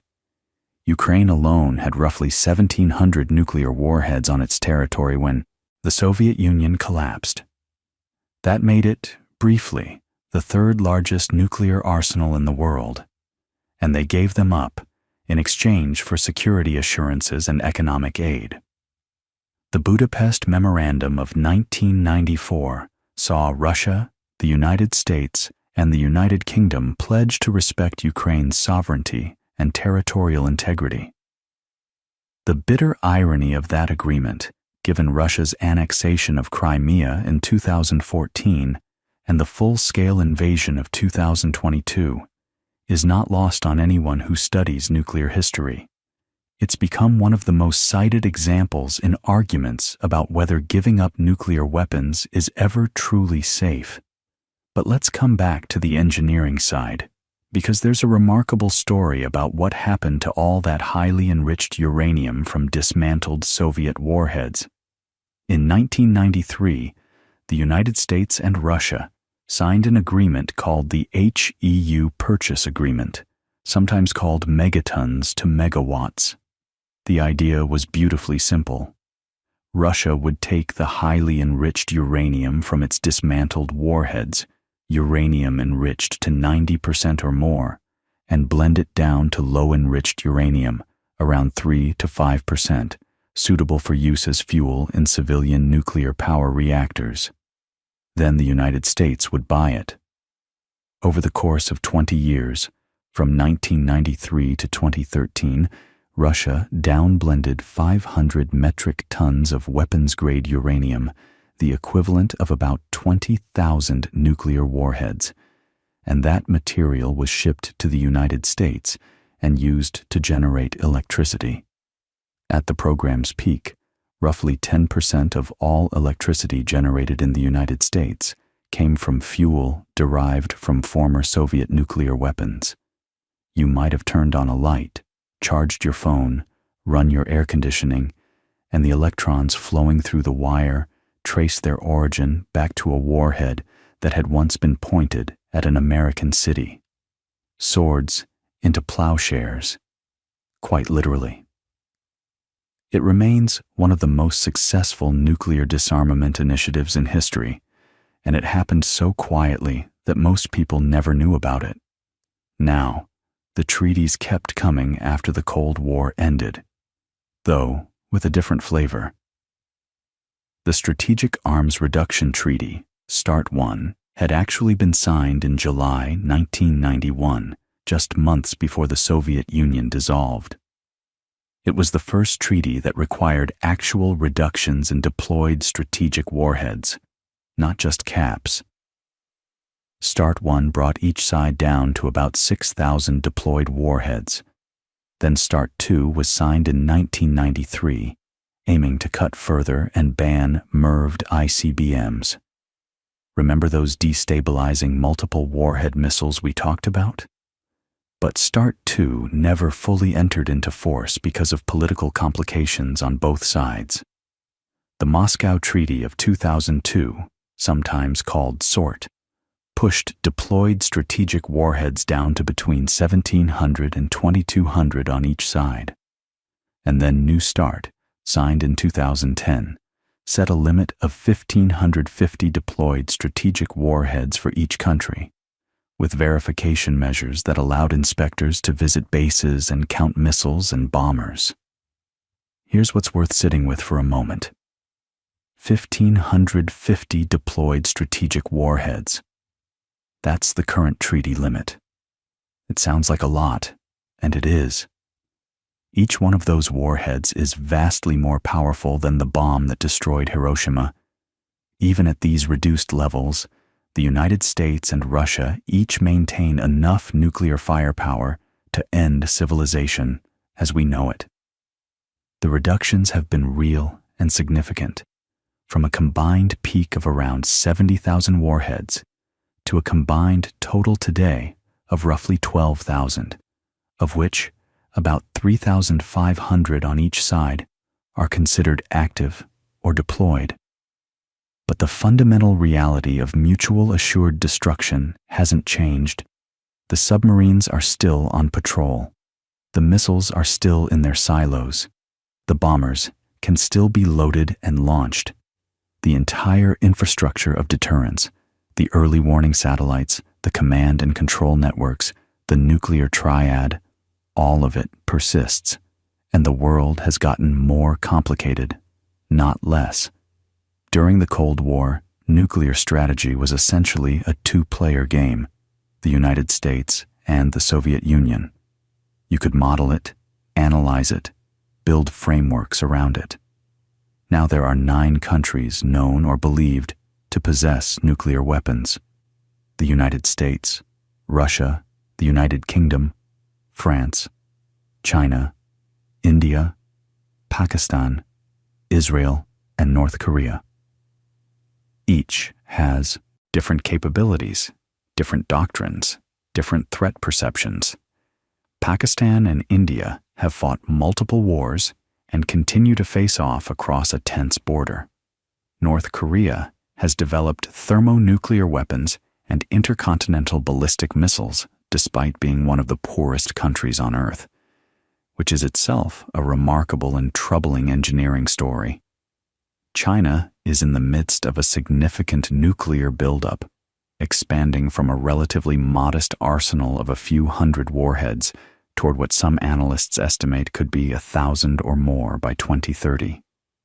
The bilateral arms control framework that kept the Cold War from going hot is fraying. The INF Treaty, that landmark agreement we talked about, the one that eliminated an entire class of missiles, the United States withdrew from it in 2019, citing Russian violations. New START was extended to 2026, but Russia has suspended its participation in the treaty's inspection provisions. The future of nuclear arms control is genuinely uncertain. And then there's the engineering itself, the ongoing challenge of maintaining a nuclear arsenal without testing. The United States conducted its last nuclear test in September 1992. Russia's was in October 1990. The Comprehensive Nuclear Test Ban Treaty was opened for signature in 1996, and though it hasn't formally entered into force because certain key countries haven't ratified it, the major nuclear powers have observed a testing moratorium for over 3 decades now. So how do you know your weapons still work? How do you certify that a warhead designed in the 1970s or 1980s, built with materials that age and components that degrade, will still function as intended if, God forbid, it ever needs to be used? This is the mission of what the United States calls the Stockpile Stewardship Program, and it's one of the most sophisticated scientific and engineering enterprises in the world. At the national laboratories, Los Alamos, Lawrence Livermore, Sandia, scientists use supercomputers to simulate nuclear detonations, running 3-dimensional models of the physics inside an imploding warhead with extraordinary precision. They use facilities like the National Ignition Facility at Livermore, where 192 laser beams converge on a tiny target to create conditions similar to those inside a thermonuclear weapon, studying the behavior of materials at extreme temperatures and pressures. They conduct subcritical experiments at the Nevada National Security Site, detonating high explosives next to plutonium samples to study how the material behaves under shock without actually achieving a nuclear chain reaction. It's testing without testing. verification without detonation. And it requires maintaining a level of scientific expertise and institutional knowledge that is itself an ongoing challenge, because the generation of scientists who actually designed and tested nuclear weapons is retiring and passing away. There's something quietly profound about all of this, if you let yourself sit with it. The story we followed tonight, from Hahn and Strassmann's lab bench in Berlin in 1938, through the desperate race of the Manhattan Project, through the horror of Hiroshima and Nagasaki, through the Soviet bomb and the hydrogen bomb and the missiles and the submarines and the crises and the treaties and the near misses. It's a story about what happens when human beings unlock a fundamental force of nature and then have to figure out how to live with what they've done. The physics was elegant. The engineering was brilliant. The politics were terrifying.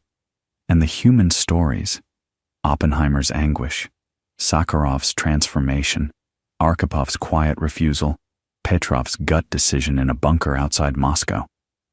Those stories remind us that at every critical moment it came down to individual human beings making choices under impossible pressure.